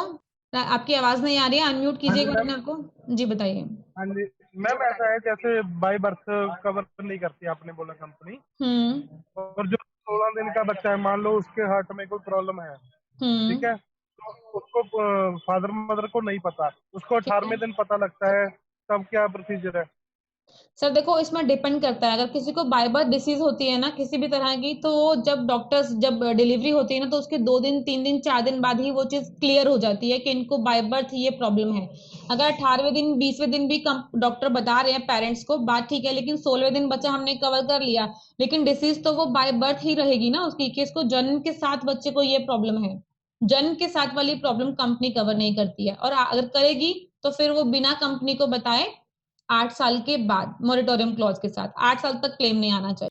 चलिए मैं बता रही थी आप लोगों को असिस्टेड रिप्रोडक्शन ट्रीटमेंट, इसकी बात करें तो ये हमारा ट्रीटमेंट IVF ट्रीटमेंट में काउंट होता है। IVF ट्रीटमेंट क्या होता है? अगर किसी की शादी को 5 साल 7 साल 10 साल हो चुके हैं, लेकिन वो कंसीव नहीं कर पा रहे हैं, उनको बच्चे होने में प्रॉब्लम हो रही है, तो कंपनी यहाँ पर IVF ट्रीटमेंट, वो जो ट्रीटमेंट चलता है जिससे वो अपनी प्रॉब्लम को रिजोल्व कर सकते हैं, कंसीव कर सकते हैं, उसके लिए प्रॉपर ट्रीटमेंट होता है, कंपनी कवर करती है। मैक्सिमम 1 लाख रुपए तक का यहाँ कंपनी कवरेज दे रही है। और कवर कब करेगी? 3 साल के बाद। आज पॉलिसी ली है, 3 साल के बाद अगर कस्टमर चाह रहा है कि अब मुझे कंसीव करने में प्रॉब्लम हो रही है, तो वो अपना ट्रीटमेंट लेना चाहता है, IVF ट्रीटमेंट करा सकता है किसी भी तरह से, लेकिन 1 लाख तक का ही मैक्सिमम कंपनी कवर कर। नेक्स्ट है यहाँ पर असिस्टेड रिप्रोडक्शन ट्रीटमेंट, ये भी सेम ही है, मैंने आप लोगों को बताया। ऑटोमेटिक रिस्टोरेशन, तो एक बार इस पॉइंट को समझ लेते हैं। ऑटोमेटिक रिस्टोरेशन होता क्या है? ये पॉलिसी एक ऑन डिमांड सेल होती है। पता है किस रीजन से? क्योंकि इस पॉलिसी में कंपनी 300% का ऑटोमेटिक रिस्टोरेशन प्रोवाइड कर रही है। 300%, मतलब अगर मैं 3 लाख की पॉलिसी है तो कस्टमर उसको 3 लाख बेस, इसके अलावा 3 लाख 1, 3 लाख 1 और 3 लाख 1, इस तरीके से टोटल मिला के 12 लाख का क्लेम कस्टमर से ले सकता है। तो ये चीज आप लोग ध्यान रखिएगा, जब भी कभी किसी को बताएं तो 3 लाख का बेनिफिट आप उसे 12 लाख तक बता सकते हैं। बट यहाँ एक छोटी सी कंडीशन है, कंडीशन को ध्यान रखिएगा कि जो यहाँ पर 100% कंज्यूम करने की कंडीशन है, पहले पूरे 3 लाख कंज्यूम होंगे तभी दूसरा 3 लाख मिलेगा, फिर वो दूसरा 3 लाख पूरा यूज होगा तभी तीसरा 3 लाख मिलेगा। ऐसा नहीं कि आप कस्टमर को बोलो कि 1 शॉट में अगर उसको 12 लाख का क्लेम आ गया तो कंपनी देगी। सॉरी, कंपनी नहीं देगी। यहाँ कंडीशन है, कंपनी 300% रिस्टोरेशन तो दे रही है बट कंडीशन के साथ है, पहले पूरा 3 लाख यूज होना चाहिए, फिर अगेन दूसरा 3 लाख यूज होना चाहिए और फिर अगेन तीसरा 3 लाख यूज होना चाहिए। 3-3 लाख करके ही कंपनी क्लेम देगी। इसी तरीके से अगर किसी की पॉलिसी 10 लाख की है तो पहले पूरा 10 लाख यूज होगा, तभी कंपनी दूसरा 10 लाख का आपको ऑप्शन देगी। तो ये पॉइंट क्लियर है, ये समझ में आया? मैंने सिंपल लैंग्वेज में बताया, अगर मैं टेक्निकल लैंग्वेज में बताऊंगी तो आप लोग भी कंफ्यूज हो जाओगे और सभी को लगेगा कि बड़ी पॉलिसी है, इजीली सेल हो सकती है। इजीली सेल होती है लेकिन कस्टमर को बता के कि इसमें 100% कंज्यूम करने की कंडीशन है, 100% कंज्यूम होगा तभी कंपनी दूसरा 3 लाख, दूसरा 5 लाख या दूसरा 10 लाख जो भी कस्टमर का सम एश्योर्ड होगा वो कंपनी प्रोवाइड करेगी। तो ये पॉइंट आप लोग ध्यान रखिएगा इस पॉलिसी के अंदर। नेक्स्ट रिचार्ज बेनिफिट भी है, ये एक स्पेशल है, ये एक अच्छा फीचर है इस पॉलिसी के अंदर, क्योंकि कंपनी 3 लाख की अगर किसी की पॉलिसी है तो कंपनी उसमें आपको 75,000 का रिचार्ज बेनिफिट भी दे रही है। मीन्स अगर किसी की पॉलिसी 3 की है और क्लेम 3,75,000 का भी आएगा तो कंपनी दे देगी। क्यों दे देगी? क्योंकि 3 लाख तो उसका बेस सम एश्योर्ड अवेलेबल है और 75,000 उसका रिचार्ज बेनिफिट अवेलेबल है, तो कंपनी 3,75,000 तक का क्लेम दे सकती है in one shot. Next, no claim bonus. तो नो क्लेम बोनस हमारी सभी पॉलिसीज के अंदर अवेलेबल होता है। मीनिंग क्या है नो क्लेम बोनस का, पहले ये समझ लेते हैं। जिस साल कस्टमर का कोई क्लेम नहीं आता है तो नेक्स्ट ईयर कंपनी क्या करती है ना, कुछ स्पेशल उनके लिए करना चाहती है तो कंपनी बोनस प्रोवाइड करती है। मेजरली कस्टमर्स क्या करते हैं, डिस्काउंट मांगते हैं कंपनी से कि हमारा तो पूरे साल हमने पॉलिसी यूज नहीं करी, हमें प्रीमियम में डिस्काउंट दो। तो कंपनी डिस्काउंट नहीं देती है, कंपनी आपको बोनस प्रोवाइड कर रही है पॉलिसी में। पहले साल 25% का नो क्लेम बोनस है, उसके बाद नेक्स्ट ईयर 10% का, फिर नेक्स्ट ईयर 10% का, 10-10-10 करके लास्ट में 5% कंपनी देती है अप टू 100% तक। तो पहले साल 25% मिलेगा। मान लेते हैं किसी की पॉलिसी 10 लाख की है, पूरे साल कोई क्लेम नहीं आया तो अगले साल कंपनी उसको 12.5 लाख कर देगी। मीन्स 25,000, 2.5 लाख का उसका नो क्लेम बोनस कंपनी ने उसमें एड ऑन कर दिया 25% का। तो टोटल मिला के पॉलिसी हो गई 12.5 लाख की। कस्टमर को पेमेंट कितने की करनी है? 10 लाख की। इसी तरीके से फिर अगर उस साल पूरा कोई क्लेम नहीं आया तो अगले साल कंपनी उसमें 10% का और no claim bonus add on कर देगी, फिर अगले साल फिर 10% का और नो क्लेम बोनस। तो इस तरीके से करते करते लास्ट में 100% तक इंक्रीज होता है। जिस साल भी क्लेम आया उसी साल कंपनी उतना समय उतना जो उनका एनसीबी है नो क्लेम बोनस था वो डिडक्ट कर देगी। ठीक है, क्योंकि इसमें पहले साल 25% बढ़ रहा है तो जब डिडक्ट होगा तो वो 25% ही डिडक्ट होगा, उसके बाद जब बढ़ेगा तो फिर वो अगेन 25% बढ़ेगा। तो ध्यान रखिएगा 25% पहले साल है, 10% नेक्स्ट ईयर, फिर 10% नेक्स्ट ईयर, इस तरीके से अप टू 100% तक पॉलिसी इंक्रीज होती है। पॉइंट क्लियर है सभी को? एक आरटीए बेनिफिट भी कंपनी यहाँ प्रोवाइड कर रही है, रोड ट्रैफिक एक्सीडेंट। ये एक स्पेशल बेनिफिट कंपनी दे रही है। अगर किसी ने कोई 2 व्हीलर पर जा रहा है और किसी ने हेलमेट पहना हुआ है, मीन्स कोई चाहे ड्राइवर हो या कोई पिलियन राइडर हो पीछे बैठा हुआ हो, पॉलिसी ली हुई है हमारे थ्रू, तो कंपनी यहाँ पर उनका 25% of sum assured extra count करके चलती है। मान लेते हैं किसी की पॉलिसी 10 लाख की है, 2 व्हीलर पर जा रहा है, हेलमेट पहना हुआ और एक्सीडेंट हो गया उसका और क्लेम आ गया 12.5 लाख का वन शॉट में, तो 10 लाख की तो उसकी बेस पॉलिसी है कंपनी देगी, लेकिन 2.5 लाख कंपनी उसको 25% जो आरटीए बेनिफिट मिल रहा है, एक company 25% extra sum assured count करती है तो कंपनी वो भी कवर करेगी, इसलिए 12.5 लाख का कंपनी क्लेम दे देगी। हेल्थ चेकअप की बात कर लेते हैं तो कंपनी हेल्थ चेकअप कूपन भी यहाँ कवर करती है। हेल्थ चेकअप में कंपनी कुछ लिमिट्स लगाती है। 3 लाख की पॉलिसी पे 750 रुपए का हेल्थ चेकअप देती है, 4 लाख की पॉलिसी पे 1,000, इसी तरीके से 10 लाख की पॉलिसी पे 2,000 रुपए का हेल्थ चेकअप मिल रहा है। और ये इंडिविजुअल नहीं है, फ्लोटर है, हस्बैंड वाइफ दोनों को मिला के, दोनों का कंपनी 4,000, 5,000, 10,000 जितना भी उनकी लिमिट्स बनती है, कंपनी लिमिट्स के अकॉर्डिंग हेल्थ चेकअप कूपन देती है। और ये क्लेम फ्री ईयर मिलता है, एवरी ईयर नहीं मिलेगा। अगर किसी ने आज पॉलिसी ली है, पूरे साल क्लेम नहीं आया तो अगले साल हेल्थ चेकअप मिलेगा। ऐसा नहीं है कि अगर आज पॉलिसी ली तो कस्टमर सोच रहा है इसी साल में अपना हेल्थ चेकअप करा ले, तो स्टार हेल्थ में इसी साल सेम ईयर हेल्थ चेकअप नहीं मिलता है, claim free year health checkup मिलता है। तो ये चीज ध्यान रखिएगा, कस्टमर को एक स्पेशल अपॉर्चुनिटी कंपनी दे रही है, but claim free year, after claim free year. Next है फ्री सेकंड मेडिकल ओपिनियन। तो एक ये ऑप्शन भी अवेलेबल है अगर किसी कस्टमर का ट्रीटमेंट चल रहा है किसी भी हॉस्पिटल में कहीं भी, और कस्टमर को लगता है कि मैं अपनी सर्जरी से जो होने वाली है या मैं अपनी ट्रीटमेंट से थोड़ा सा खुश नहीं हूँ, मुझे लगता है कि मुझे कहीं और भी ट्राई करना चाहिए, किसी डॉक्टर से कंसल्ट करना चाहिए, तो हमारी कंपनी में आप मेल करके डॉक्टर से, या डॉक्टर का नंबर हमारे पास अवेलेबल होता है, या आप कस्टमर केयर से नंबर ले सकते हैं, या हमारा एक एप्लीकेशन है उसे डाउनलोड करके आप वहां से हमारे डॉक्टर से बात कर सकते हैं और अपनी सर्जरी के रिगार्डिंग, अपने ट्रीटमेंट के रिगार्डिंग उनसे एक मेडिकल ओपिनियन ले सकते हैं कि मेरा जो ये ट्रीटमेंट चल रहा है वो ठीक है, उसमें कोई प्रॉब्लम तो नहीं होने वाली मुझे आगे, किसी भी तरह के डाउट्स होते हैं किसी के मन में तो वो क्लियर कर सकता है। नेक्स्ट अगर मैं बात करती हूँ तो यहाँ पर नेक्स्ट कंपनी प्री एक्सेप्टेंस हमारी पॉलिसी में नहीं है। को पेमेंट की बात कर लेते हैं। यहाँ कंपनी को पेमेंट लगाती है। ये एक पॉइंट बहुत समझने वाला है, आप लोग सभी ध्यान से समझिएगा। अगर कोई पर्सन 60 साल के बाद पॉलिसी परचेज करता है, चाहे हस्बैंड पॉलिसी ले रहा है, हस्बैंड 60 साल से ऊपर का, 62 साल का है, 62 ईयर्स का, और वाइफ 58 ईयर्स की है, दो लोगों के लिए हम पॉलिसी ले रहे हैं, तो जो हस्बैंड है उनके लिए 20% का को पेमेंट आएगा। 20% मीन्स 80% कंपनी पे करेगी और 20% कस्टमर को ऑन एवरी क्लेम खुद से पे करना है, कस्टमर को खुद चार्ज करना है उसके लिए। क्लियर है?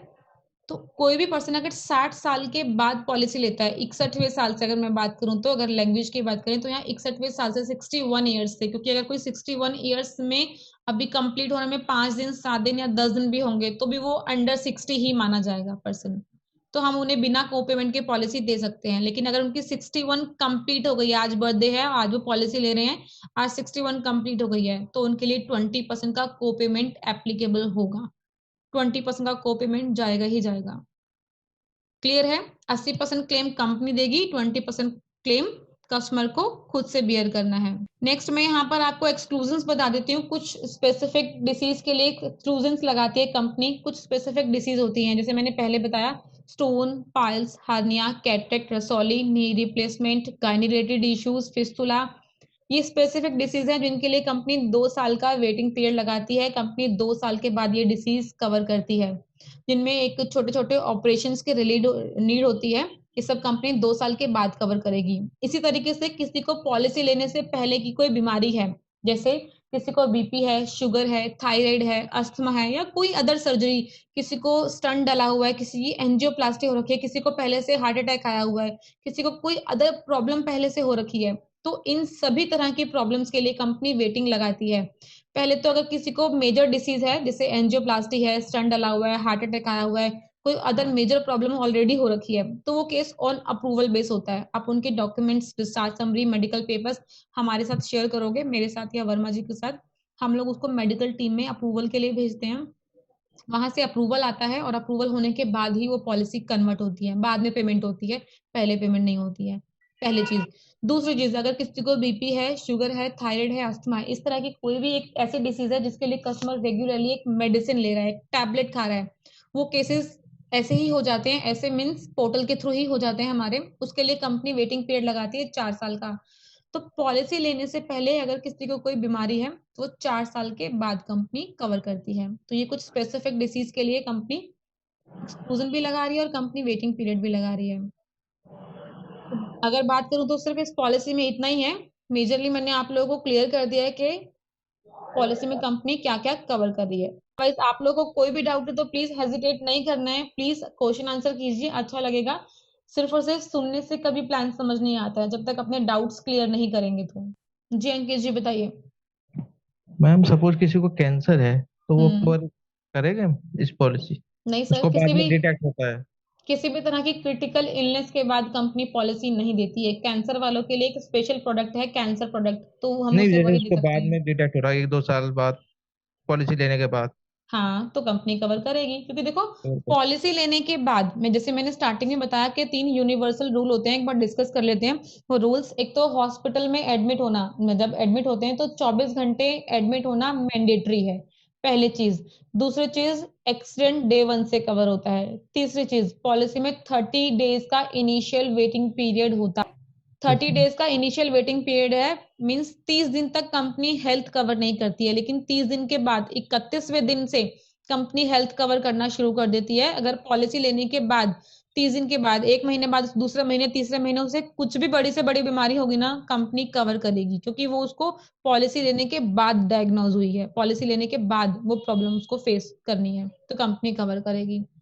और इसी तरीके से उसको पॉलिसी लेने से पहले से कोई डिसीज है तो उसके लिए कंपनी 4 साल का वेटिंग पीरियड लगाती है। तो उसमें कैंसर भी कवर रहता है मैम? पॉलिसी लेने के पॉलिसी लेने के डिस्क्लोज कर बाद देता है कैंसर वो हुआ है तो कंपनी कवर कर लेगी, और अगर पॉलिसी लेने से पहले से है तो फिर तो कंपनी पॉलिसी ही नहीं देगी, क्योंकि किसी भी तरह की क्रिटिकल इलनेस जो होती है वो होने के बाद, डिसीज डायग्नोज होने के बाद कोई कंपनी पॉलिसी नहीं देती। जैसे ब्रेन ओके। हैमरेज है, न्यूरो की प्रॉब्लम ब्रेन अब भी हैमरेज में सकते आती है, हैं कंपनी नहीं देगी। को पैरालिसिस ऑलरेडी हो रखा है, कंपनी पॉलिसी नहीं देगी। कैंसर हो रखा है, नहीं देगी। हार्ट में तो आजकल पॉलिसी इजीली मिल जाती है, किसी को एंजियोग्राफी हो रखी है, किसी को एंजियोप्लास्टी हो रखी है, स्टेंट डला हुआ है, इजीली पॉलिसी मिल जाती है। स्टार हेल्थ में तो मिल ही जाती है। तो मैम ये ये तो फिर कस्टमर से पूछना पड़ेगा ना ये चीज सब पहले। हाँ, ऑफ कोर्स आप कस्टमर देखो, जैसे जब भी कभी किसी से डिस्कस करती हूँ तो सबसे पहला पॉइंट यही होता है, आप उनसे क्लियरली बोल के बात कीजिए कि प्लीज बुरा मत मानिएगा, लेकिन एक बात आपसे पूछना चाहता हूँ, ऐसी कोई भी मेडिसिन आप यूज तो नहीं करते बीपी की, शुगर की? तो वो आपको खुद बताएगा। आप सीधा मत पूछो ना, आपको कैंसर तो नहीं है, ये तो नहीं है। आप सिर्फ बीपी शुगर का नाम लेके पूछो कि सर बीपी या शुगर कोई ऐसी प्रॉब्लम तो नहीं है, कोई मेडिसिन तो नहीं यूज करते? अगर ऐसा आप पूछोगे तो वो सामने से आपको बताएगा, जी मुझे बीपी शुगर नहीं है, लेकिन मुझे 3 महीने 4 महीने पहले या 3 साल 4 साल पहले मुझे स्टंट डला था जी। वो आपको सामने से बताएगा। और मैं सही बताऊं तो ऐसा बोल के पूछिए कि सर प्लीज बुरा मत मानिएगा, लेकिन मुझे ये आपसे बात पूछनी है, क्योंकि मुझे पॉलिसी में ना हम लोग को मेंशन करनी होती है। तो ये हम्म। अगर इस तरीके से बोलोगे तो सामने वाले को बताने में भी बुरा नहीं लगेगा, और वो आपको बताएगा भी सच। और पॉलिसी 99% कोशिश कीजिए ऑलवेज सच बोल के हिले, ताकि कस्टमर को बाद में प्रॉब्लम ना हो।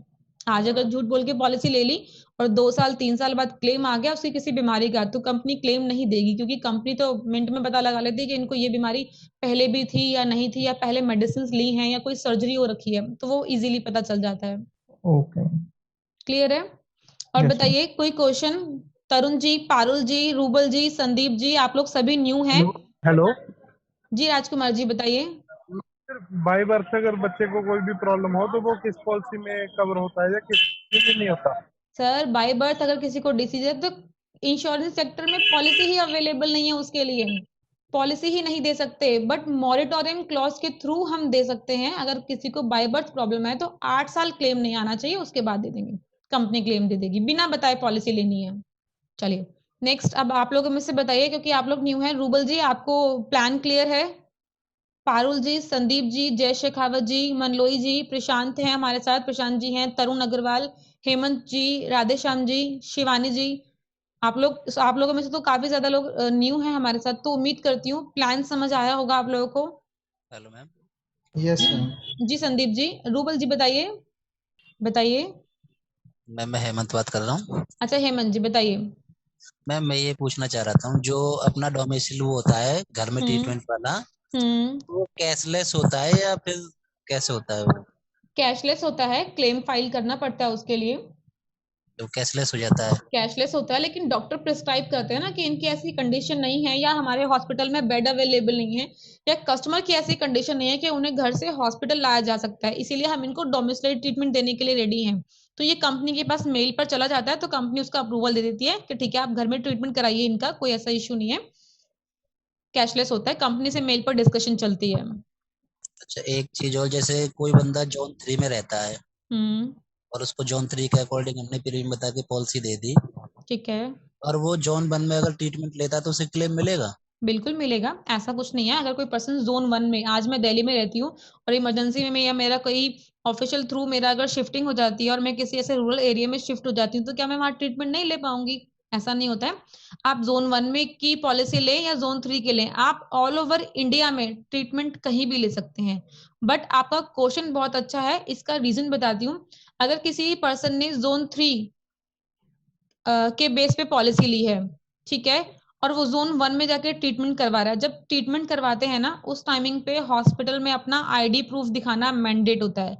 अगर कस्टमर के पास आईडी प्रूफ जोन 1 का है, ठीक है, आईडी प्रूफ जोन 1 का है, तो वहां कंपनी सबसे पहले डिमांड करेगी कि अपना जोन 3 का आईडी प्रूफ दिखाइए। अगर आपने जोन 3 के अकॉर्डिंग पॉलिसी ली है, प्रीमियम कम पे किया है, तो अपना जोन 3 का आईडी प्रूफ दिखाइए। इसलिए जब भी किसी को सजेस्ट करें तो आईडी प्रूफ पहले चेक कर लीजिए। आप जोन 3 का आईडी प्रूफ उसके पास कुछ भी अवेलेबल है, चाहे आधार कार्ड हो, चाहे वोटर आईडी कार्ड हो, पासपोर्ट हो, ड्राइविंग लाइसेंस हो, कुछ भी हो, व्हाटएवर, तो चलेगा। वो जोन 3 की आईडी प्रूफ दिखाकर पॉलिसी ले सकता है, फिर चाहे ट्रीटमेंट वो अपना जोन 1 में कराए, डजेंट मैटर। अंकित जी बताइए, आपने हैंड रेज किया है। हेलो मैम, ये क्वेश्चन था, जो आयुष ट्रीटमेंट कराता है कोई पेशेंट कस्टमर, तो उसका सम एश्योर्ड माइनस होता है या सेम रहता है? देखो, सम एश्योर्ड माइनस नहीं होता, लेकिन जो लिमिटेशंस दी हुई हैं वो लिमिटेशंस के बेस पर ही ट्रीटमेंट मिलेगा आयुष ट्रीटमेंट का। इससे नो क्लेम बोनस मिल जाएगा मैम? नो क्लेम बोनस भी मिल जाएगा, लेकिन उसकी जरूरत ही नहीं होती। जहाँ लिमिट्स लगी हुई हैं 10,000, 15,000, 20,000 की, तो 20,000 में क्या नो क्लेम बोनस डिडक्ट होगा? नो क्लेम बोनस यूज करने की रिक्वायरमेंट नहीं आती। वो तो तब आएगी ना जब बेस 5 लाख का है और क्लेम हमारा 5 से ऊपर का आ गया, तो वहां हमारा नो क्लेम बोनस यूज होता है। या तो लिमिटेशन है 10,000, 15,000, 20,000 की बस। जी संदीप जी बताइए, क्या क्वेश्चन है आपका? मैम ये जो 300 मल्टीपल में था, ये समझ में नहीं आया। जैसे आप मैं बताती हूँ। एक्चुअली क्या है ना, इस प्लान के अंदर कंपनी आपको 300% का रिस्टोर बेनिफिट देती है। मेजरली क्या होता है, जब मार्केट में ये पॉलिसी सेल होती है तो इस तरीके से होती है कि आप इस पॉलिसी का 4 बार क्लेम ले सकते हैं, 3-3 लाख करके, मीन्स 12 लाख का क्लेम आप ले सकते हैं। आप कस्टमर को बता सकते हैं कि 12 लाख तक ये पॉलिसी आप यूज कर सकते हैं। 12,75,000, क्योंकि 75,000 का इसमें रिचार्ज बेनिफिट भी कंपनी आपको दे रही है।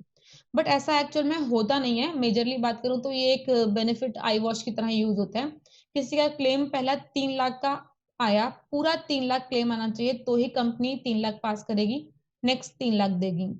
फिर आपका पूरा 3 लाख यूज हो गया, उसके बाद नेक्स्ट 3 लाख यूज कर सकते हैं। बट एक टेक्निकल बता रही हूँ आपको, अगर किसी का क्लेम पूरा 3 लाख का नहीं आया, 2.5 लाख का क्लेम आ गया, कंपनी ने दे दिया, 3 लाख की पॉलिसी थी, नेक्स्ट क्लेम फिर 3 लाख का आ गया, तो क्या कंपनी देगी?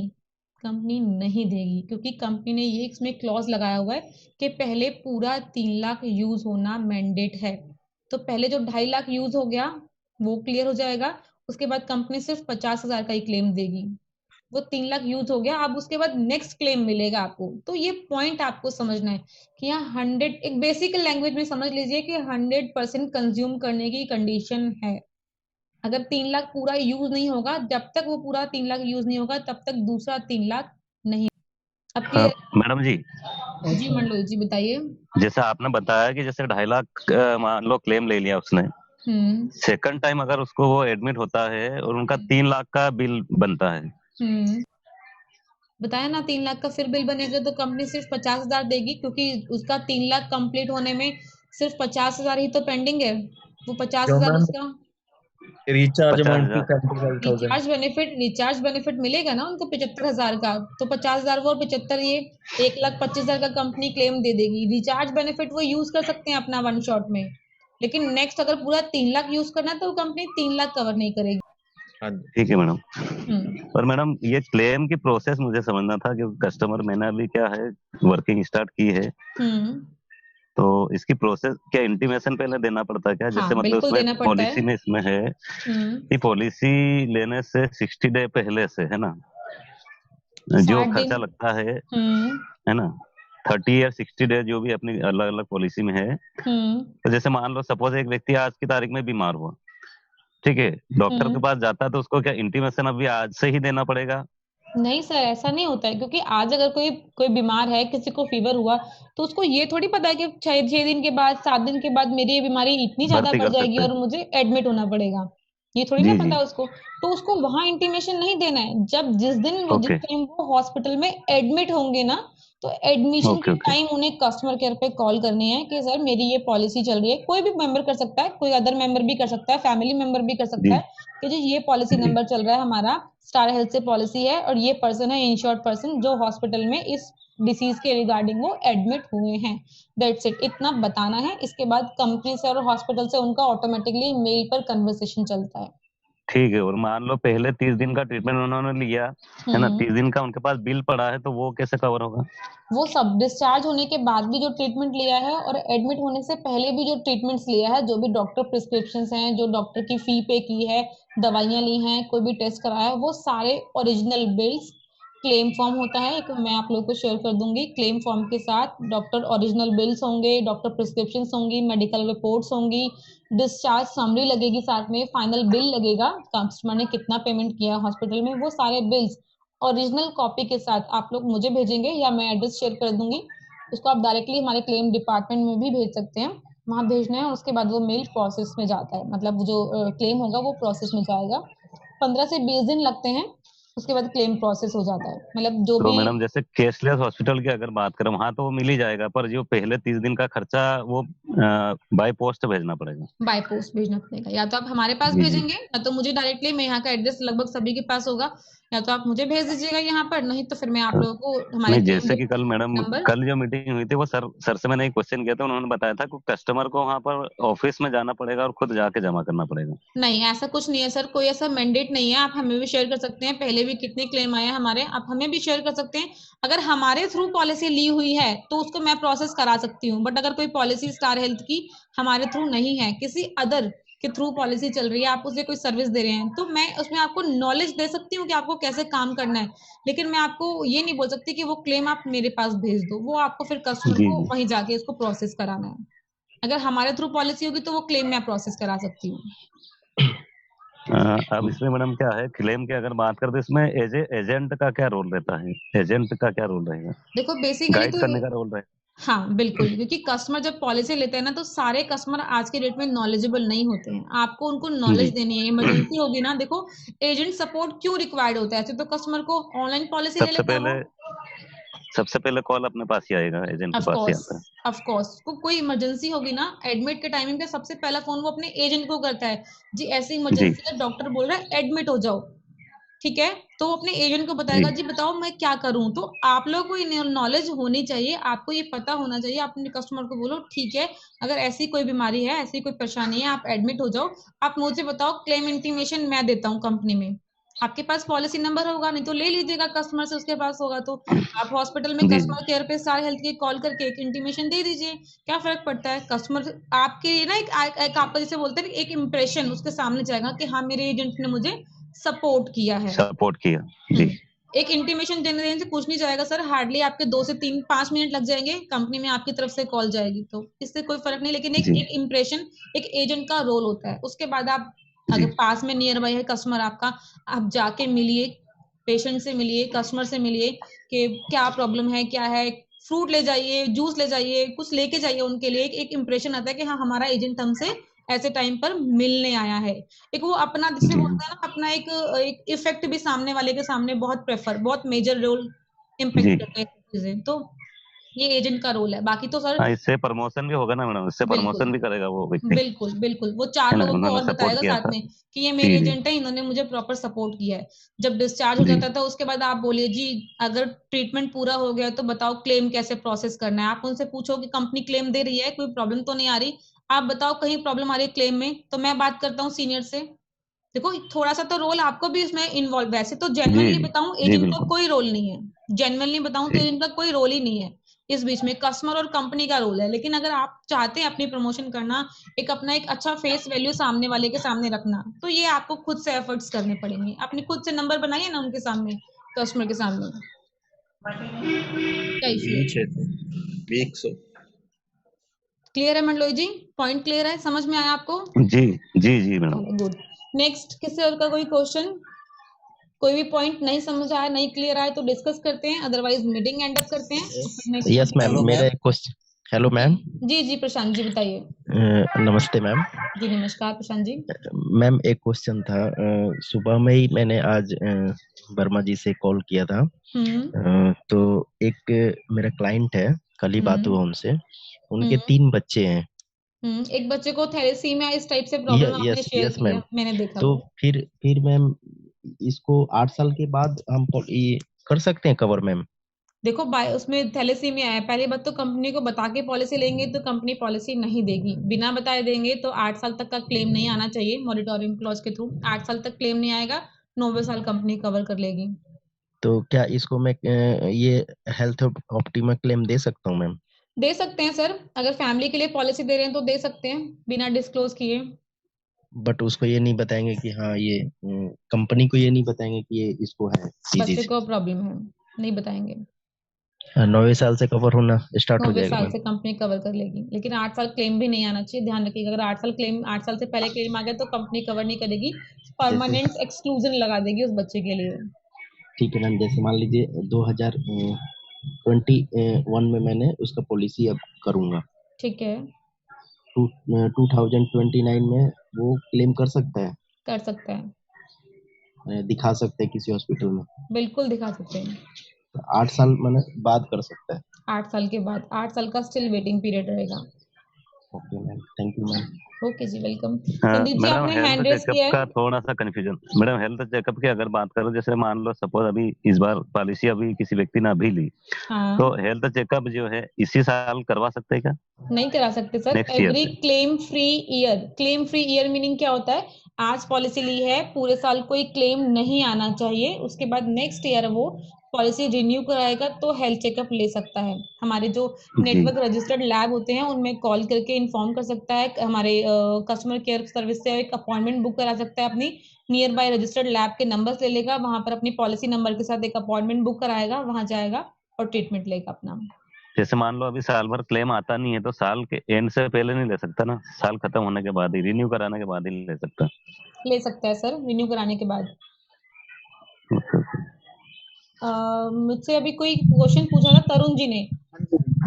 जी तरुण जी, एक सेकेंड। तरुण जी आप पूछ रहे हैं कि किसी को अगर कोरोना हो गया है 6 महीने पहले तो क्या हम उन्हें पॉलिसी दे सकते हैं? जी आप सुन पा रहे हैं? मुझे आवाज आ रही है आपको? एक बार प्लीज रिप्लाई। ओके चलिए ठीक है, हम दे सकते हैं उन्हें पॉलिसी, बट बेटर होगा पहले आप उनकी discharge summary. I don't have mic, कोई प्रॉब्लम नहीं है, ठीक है, हम ऐसे डिस्कस कर लेते हैं। हम उन्हें पॉलिसी दे सकते हैं, बट कोशिश कीजिएगा कि जब उनको कोविड हुआ था डिस्क्लोज, उसके बाद में उन्होंने जो ट्रीटमेंट लिया होगा, एडमिट हुए होंगे, उसकी डिस्चार्ज समरी अवेलेबल होगी उनके पास।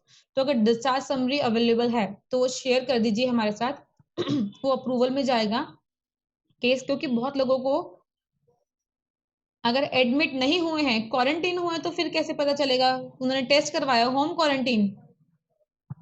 ओके, होम क्वारंटीन में भी रिस्की है। देखो चांसेस की बात है 50-50, क्योंकि उसके पास कोई डिस्चार्ज समरी अवेलेबल नहीं है, और अभी अगर रिपोर्ट्स नेगेटिव है तो फिर नेगेटिव बेस पे ले लीजिए पॉलिसी, अगर ऐसा कुछ है तो। क्योंकि अगर डिस्चार्ज समरी होगी तो मैं ऑन अप्रूवल बेस उसको कर सकती हूँ इशू, कि हाँ हमने अप्रूवल के लिए डाला है, बट डिस्चार्ज समरी अवेलेबल नहीं है, ओनली होम क्वारंटीन है, तो उस बेस पे डिस्कस करना होगा एक बार मुझे भी सीनियर लेवल से इस चीज के लिए, कि होम क्वारंटीन के लिए पॉलिसी कैसे दें। क्लियर है? मैं डिस्कस कर लूंगी, ये पॉइंट मैं आपको क्लियर कर दूंगी। मैम उसको वो अपना सेल्फ एफिडेविट दे हाँ करके ये कर चीज भी, सकते हैं। ये हाँ उसको सेल्फ डिक्लेरेशन कुछ ना कुछ देना होगा अपना, कि मुझे कोविड हुआ था, अभी मैं कोविड पॉजिटिव नहीं हूँ, नेगेटिव हूँ, मुझे कोई प्रॉब्लम नहीं है, फिट एंड फाइन हूँ, किसी भी तरह के बॉडी में सिम्टम्स नहीं है, इस तरीके से डिक्लेरेशन लगा के भी दे सकते हैं पॉलिसी। ये भी इशू एक ऑप्शन है हमारे पास। क्लियर है तरुण जी? क्लियर है आपको? बाकी मैं डिस्कस और कर लूंगी एक बार ये वाला पॉइंट, हमारी जो ऑपरेशन टीम है, मेडिकल MER की टीम होती है, उनसे ये चीज कंफर्म कर लेंगे हम। चलिए नेक्स्ट, अगर कोई क्वेश्चन है तो बताइए, अदरवाइज एंड अप करते हैं। कमीशन का रिन्यू प्रोसेस कैसे क्या होता करते हैं? ऑनलाइन रिन्यू करेंगे जब पॉलिसी हमारी 1 साल कंप्लीट हो जाता है पॉलिसी को, तो रिन्यूअल रिमाइंडर्स आते हैं कंपनी की तरफ से। ऑनलाइन भी रिन्यू कर सकते हैं और हमारे थ्रू भी कर सकते हैं। मैं रिन्यूअल का लिंक आप लोगों को शेयर कर दूंगी, उसके थ्रू भी रिन्यू हो जाती है पॉलिसी। पेमेंट करना है और पॉलिसी रिन्यू। मैम अगर किसी की पहले पॉलिसी पॉलिसी चल रही है और वो अब रिन्यू डेट आई है उसकी, तो रिन्यू करनी है तो कैसे करेंगे मैम? ऑनलाइन स्टार हेल्थ से चल रही है पॉलिसी? हाँ जी मैम, पहले स्टार हेल्थ से चल रही है। अच्छा, पहले स्टार हेल्थ से चल रही है तो ठीक है, उनके पास कंपनी से इनके व्हाट्सएप पर मैसेजेस आ रहे होंगे, आप उस लिंक, उसमें एक लिंक आता है, उस लिंक के थ्रू भी उसको ऑनलाइन रिन्यू कर सकते हैं। अदरवाइज स्टार हेल्थ की वेबसाइट पे जाएंगे तो वहाँ रिन्यूअल का एक ऑप्शन आता है, वहाँ पॉलिसी नंबर डालेंगे, डेट ऑफ बर्थ डालेंगे, और वो एक प्रपोजल ओपन हो जाएगा, उसको प्रोसीड करेंगे और पेमेंट कर देंगे, पॉलिसी रिन्यू हो जाएगी। इजी प्रोसेस है। और मैम आप जैसे, कुछ पूछ रहे थे? जी संदीप जी बताइए, आप कुछ कह रहे थे अभी। हाँ जी मैम, मैम जैसे हम नए हैं और हमें पता नहीं कैसे पॉलिसी सेल करनी है, तो उसके लिए क्या क्या ऐप की जरूरत पड़ती है और कैसे क्या पॉलिसी का दो वो तरह आता के है? दो तरह के एप्लीकेशंस अवेलेबल हैं। एक स्टार एटम जो पॉलिसी बनाने के लिए काम आता है, एक है स्टार पावर जो प्रीमियम कैलकुलेशन के लिए काम आता है। आपको किसी को भी प्रीमियम कैलकुलेट करके बताना है तो उसमें आप स्टार पावर डाउनलोड कीजिए, कस्टमर की बेसिक डिटेल वहां डालिए। बेसिक मीन्स कितने लोगों के लिए पॉलिसी लेनी है, क्या एज है, क्या सम एश्योर्ड है, कुछ 4-5 चीजें डालनी होती हैं, पिन कोड डालना होता है, कितने साल के लिए ले रहे हैं, 1 साल 2 साल, कस्टमर कितने साल में एग्री है, तो ये बेसिक चीजें डालेंगे, गेट कोड करेंगे तो वहाँ प्रीमियम निकल कर आ जाता है। ये तो हो गया आपका प्रीमियम बताने का तरीका। एक होता है पॉलिसी बनाने का तरीका, वो स्टार एटम एप्लीकेशन है, आईडी पासवर्ड के साथ ओपन होता है वो एप्लीकेशन। वहाँ आपको कस्टमर की बेसिक डिटेल डालनी होती है, जैसे नाम, date of birth, height, weight, email ID, contact number, address, occupation, कुछ 5-7 चीजें होती हैं जो वहाँ मेंशन करनी है। उसके बाद वो पॉलिसी बनती है, मीन्स उसको सबमिट करेंगे, कस्टमर के पास एक पेमेंट लिंक उसकी मेल पर चला जाता है। कस्टमर को वहाँ अपनी मेल ओपन करनी है, वो जो पेमेंट लिंक आया होता है स्टार हेल्थ से, उसे ओपन करना है, चेक करना है अपनी डिटेल्स को, वेरीफाई करना है, प्रोसीड करेगा। एक पेमेंट, एक ओटीपी जाएगा कस्टमर के नंबर पे, मोबाइल पर, वो ओटीपी डाल के एक पेमेंट गेटवे वहाँ ओपन हो जाएगा, जिसमें कस्टमर अपने किसी भी debit card, credit card, net banking या किसी भी यूपीआई के थ्रू पेमेंट कर सकता है। क्लियर है? मैडम स्टार एटम में भी ये कैलकुलेट कर सकते हैं ना प्रीमियम, उसमें भी हाँ, है, स्टार एटम में भी देखा था मैंने। कैलकुलेट होता है, लेकिन वो एंड में होता है, जब आप पूरी डिटेल डाल दोगे कस्टमर की तो वो लास्ट में कैलकुलेट होता है। नहीं मैडम, जैसे क्या है कि डेट ऑफ बर्थ वगैरह ये डिटेल डालते हैं ना, उसमें एक ऑप्शन है जैसे फैमिली हेल्थ ऑप्टिमा प्लान है, उसके ऊपर अपन क्लिक करते हैं, गेट कोड पे जाते हैं तो उसमें date of mobile birth. Application में अवेलेबल है ये।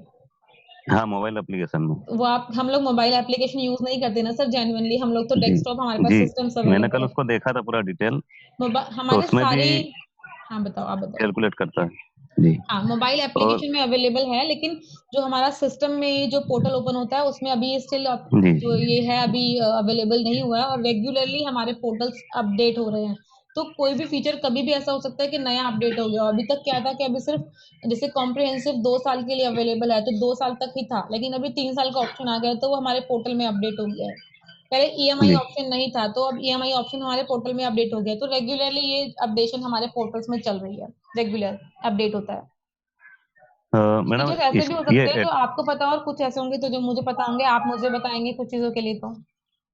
जी मैडम, मैं वो पूछ रहा था कि इसमें एटम जो है, स्टार एटम में अपॉइंटमेंट वाला ऑप्शन भी है, तो क्या हम उसमें डाल सकते हैं क्या? किसमें सर? स्टार एटम का जो ऐप है, मोबाइल हाँ, एप्लीकेशन है ना, अपॉइंटमेंट वाला ऑप्शन भी है, जैसे मान लो सपोज अपॉइंटमेंट किसी व्यक्ति से अपन अपॉइंटमेंट का। जी, वो आप अपने रिकॉर्ड्स के लिए मेंशन कर सकते हैं वहां पे, वो आपको अपना रिकॉर्ड है रखना ना, है कि तो आपको उसमें किसी के साथ अपॉइंटमेंट पे जाना है ना, उसमें कस्टमर का डिटेल पूछते हैं। जैसे मैंने 2 लोगों से बात की थी, जो उन्होंने मतलब मार्च की 5 तारीख तक का बोला है, तो उसमें क्या रिमाइंडर के हिसाब से अपन डाल सकते हैं क्या? डाल सकते हैं, कोई ऐसा इश्यू नहीं, है डाल ना। सकते हैं। वो आपके अपने लिए पोर्टल है, आपको उसमें सब कुछ दिखेगा, किस पॉलिसी के जी अगेंस्ट आपको कितना कमीशन मिला है वो भी दिखेगा, कितना बिजनेस किया है आपने वो भी दिखेगा, और कि आप कब रिन्यूअल्स आ रहे हैं वो भी दिखेंगे। तो पोर्टल में आपको पूरी नॉलेज मिलेगी, कितने अमाउंट के अगेंस्ट आपको कितना कमीशन मिला है वो भी दिखेगा, सब वो चीजें दिखता है क्लियर है। मैडम। जी जी। मैम कमीशन के बारे में पूछ रहा था मैं। हाँ, कमीशन। कमीशन की बात करते हैं तो कमीशन यहाँ पर ऑन एवरी पॉलिसी 15% का कमीशन पे आउट जो स्केल है वो 15% का है ऑन एवरी पॉलिसी, चाहे वो फ्रेश हो चाहे वो रिन्यूअल हो। अगर आप आज पॉलिसी किसी की करा रहे हैं, 1 साल के बाद उसको रिन्यू कराते हैं तो भी 15% ही आएगा, और अगर आज किसी का फ्रेश केस हो रहा है तो भी 15% ही आएगा। ये तो हो गया इनिशियल पे आउट, जो आपको आईआरडीए की गाइडलाइंस के अकॉर्डिंग 50% मिलता है। एक पे ठीक है। आउट और होता है जो आपके इंसेंटिव स्केल के ऊपर डिपेंड करता है, आपने कितना इंसेंटिव अचीव किया है, किस लेवल पर कितना इंसेंटिव है। तो वो 30,000 30,000 रुपए से स्टार्ट हो जाता है। अगर आप इनिशियल बिजनेस 30,000 नेट बिजनेस की बात कर रहे हैं विदाउट जीएसटी, जीएसटी हटा के जो नेट प्रीमियम होता है उसकी बात कर रहे हैं, अगर आपने 30,000 रुपए से ऊपर 1 रुपए ऊपर भी बिजनेस कर लिया तो कंपनी आपको 2,000 रुपए का पे आउट देती है। क्लियर है? अगर आपने 30,000 से ऊपर 40,000 से ऊपर 1 रुपए ऊपर का ही बिजनेस किया तो वहां आपको 3,000 रुपए का पे आउट मिलता है। इसी तरीके से अगर आपने 50,000 रुपए का बिजनेस किया इन अ मंथ, 1 महीने की बात कर रहे हैं हम, 1 महीने में 50,000 क्रॉस कर लिया तो कंपनी में आपको 4500 का बेनिफिट और एक्स्ट्रा दे रही है। यही अगर आपने 1 लाख क्रॉस कर लिया तो कंपनी आपको 10,000 रुपए का बेनिफिट और दे रही है। तो ये इंसेंटिव स्केल है जो कंपनी आपको प्रोवाइड करती है पे आउट के एक्स्ट्रा। इंसेंटिव मैडम ये कंटिन्यू रहेगा ना? बिल्कुल, ये एवरी 3 जैसे मंथ्स का पर मंथ मान लो 50,000 प्लस किया तो हर पर मंथ मिलेगा? पर मंथ मिलेगा, एवरी मंथ का होता है ये। Okay okay. इवन अभी रिसेंटली जो जनवरी फरवरी और मार्च 3 महीने का चल रहा है अभी वो कॉन्टेस्ट भी, क्वार्टरली कॉन्टेस्ट वो भी लॉन्च हो रखा है हम लोगों का। तो कोशिश करना है कि आप लोगों को, क्योंकि जनवरी निकल चुका है, फरवरी भी अगर बात करूं तो लगभग फरवरी का भी आधा महीना, लगभग 20 दिन तो निकल ही चुके हैं फरवरी मंथ के, हार्डली 8 9 10 दिन रह गए हैं फरवरी मंथ के, और एक मार्च का महीना अभी हम लोग के पास रहता है। तो ये जो 1 से 1.5 महीना हमारे पास है, एफर्ट्स कीजिए बहुत अच्छे से, क्योंकि इसी एफर्ट्स के बेस पर आप कुछ अचीव कर पाएंगे। अगर आप लोगों ने 3 लाख भी क्रॉस कर लिया, जो जितने भी नए लोग हैं, मैं बहुत ज्यादा नहीं बोलूंगी, बट एटलीस्ट 3 लाख भी क्रॉस कर लिया नेट प्रीमियम, तो आप लोग कंपनी की तरफ से गोवा विजिट मिलेगी आप लोगों को, इसमें कंपनी की तरफ से रहना खाना पीना आना जाना सब कुछ फ्री। आप लोगों को अपनी पॉकेट से एक सिंगल पैनी पे नहीं करनी है। 3 लाख कोई बहुत बड़ा अमाउंट नहीं है। आज के डेट में अगर आप किसी को हेल्थ इंश्योरेंस बताओगे ना, तो कोशिश करो उसको 2 साल 3 साल का बताओ, क्योंकि 3 साल ऑप्शंस भी अवेलेबल हो चुके हैं हमारे पोर्टल में। 3 साल का बताओ, कस्टमर 3 साल का नहीं मानेगा, 2 का तो मानेगा। जब हम बताएंगे ही 1 साल, तो फिर 6 महीने पे आएगा, कह रहे नहीं यार 6 महीने का बताओ, 6 महीने में करके पे करते हैं। आप 3 साल बताओ, वो 2 साल में, हम लोग को क्या पता ना सामने वाला कितना पे कर सकता है और कितना नहीं कर सकता, क्या पता हमने 20,000 सोचा हो लेकिन सामने वाले ने अपने इंश्योरेंस के लिए 50,000 की सेविंग कर रखी हो। डिपेंड करता है। प्रीमियम में कैश की ऑप्शन तो नहीं है? कैश का ऑप्शन नहीं है। देखो 3 तरह के ऑप्शंस होते हैं, ये भी आप लोगों को बताती हूँ। एक तो ऑनलाइन पेमेंट अवेलेबल है, आप अपने पोर्टल से बनाएंगे तो ऑनलाइन कस्टमर पेमेंट कर सकता है। एक होता है चेक, कई कस्टमर ऑनलाइन में ट्रस्ट नहीं करते हैं या ऑनलाइन आता नहीं है, तो कस्टमर बोलते हैं कि नहीं हमें चेक देना है, तो आप ठीक है उनसे चेक ले लीजिए, उनके कंपनी के नेम का, star health and allied insurance company limited company के नाम का चेक लेंगे। वो चेक आपको अपने नियर बाय, किसी भी नियर बाय HDFC बैंक में डिपॉजिट कराना है। डिपॉजिट कराने के टाइम से पहले मुझे एक उसका फोटो, चेक का फोटो भेज दीजिएगा, और डिपॉजिट कराने के बाद डिपॉजिट जो स्लिप होती है जिसपे बैंक की स्टैंप लगी हुई होगी, वो उसका मुझे फोटो खींचना है और कस्टमर की बेसिक डिटेल मुझे शेयर करनी है। पॉलिसी बैकएंड से, मतलब ऑपरेशन टीम से बनेगी, ठीक है? आपका रोल नहीं होगा उसके अंदर। संदीप जी बताइए। मैडम चेक जमा करते ना तो उसमें सील नहीं लगाते आजकल, वो बॉक्स में डालना पड़ता है। नहीं सर, नहीं ऐसा नहीं है। आप बैंक में जाके बोलिए कि हमें रिसीविंग पे स्टैंप चाहिए, हमें रिसीविंग कंपनी को शेयर करने, क्योंकि वो बैंक वालों को पता है स्टार हेल्थ का चेक है, रिसीविंग मैंडेट है। यहाँ पर ड्रॉप बॉक्स डाल के, जो ड्रॉप बॉक्स में चेक डालते हैं वो एक्सेप्टेबल नहीं है, क्योंकि वो चेक 5-5 दिन तक कंपनी को पता ही नहीं चलता है कि कहाँ गया, हुआ है भी डिपॉजिट या नहीं, तो वो रिसीविंग। और मैडम एक क्वेश्चन है, जैसे मान लो सपोज एक व्यक्ति ने आज पॉलिसी ले ली 1 ईयर की, है ना, और 8 दिन या 1 महीने बाद बोलता है यार मुझे ये 3 साल की या 2 साल की करना है, तो पॉसिबल हो सकता है क्या? नहीं सर, अब तो पॉलिसी ले ली, पॉलिसी लेने के बाद रिन्यूअल करवाएंगे उसके बाद ही रिन्यूअल का टाइम हो जाएगा? रिन्यूअल का टाइम हो जाएगा, या फिर आज पॉलिसी ली है तो सभी तरह के इंश्योरेंस सेक्टर में 15 डेज 15 दिन का फ्री लूप पीरियड मिलता है।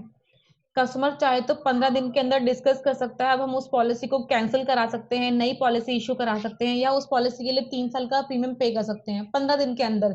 लेकिन जब वो 15 दिन स्टार्टिंग के खत्म हो जाते हैं तो उसके बाद वो फ्री लूप पीरियड भी खत्म हो जाता है, और अब ना कस्टमर कुछ कर सकता है और ना कंपनी। अब वो रिन्यूअल के समय हो सकता है ना मैडम? हो सकता है, रिन्यूअल करवाते उस समय।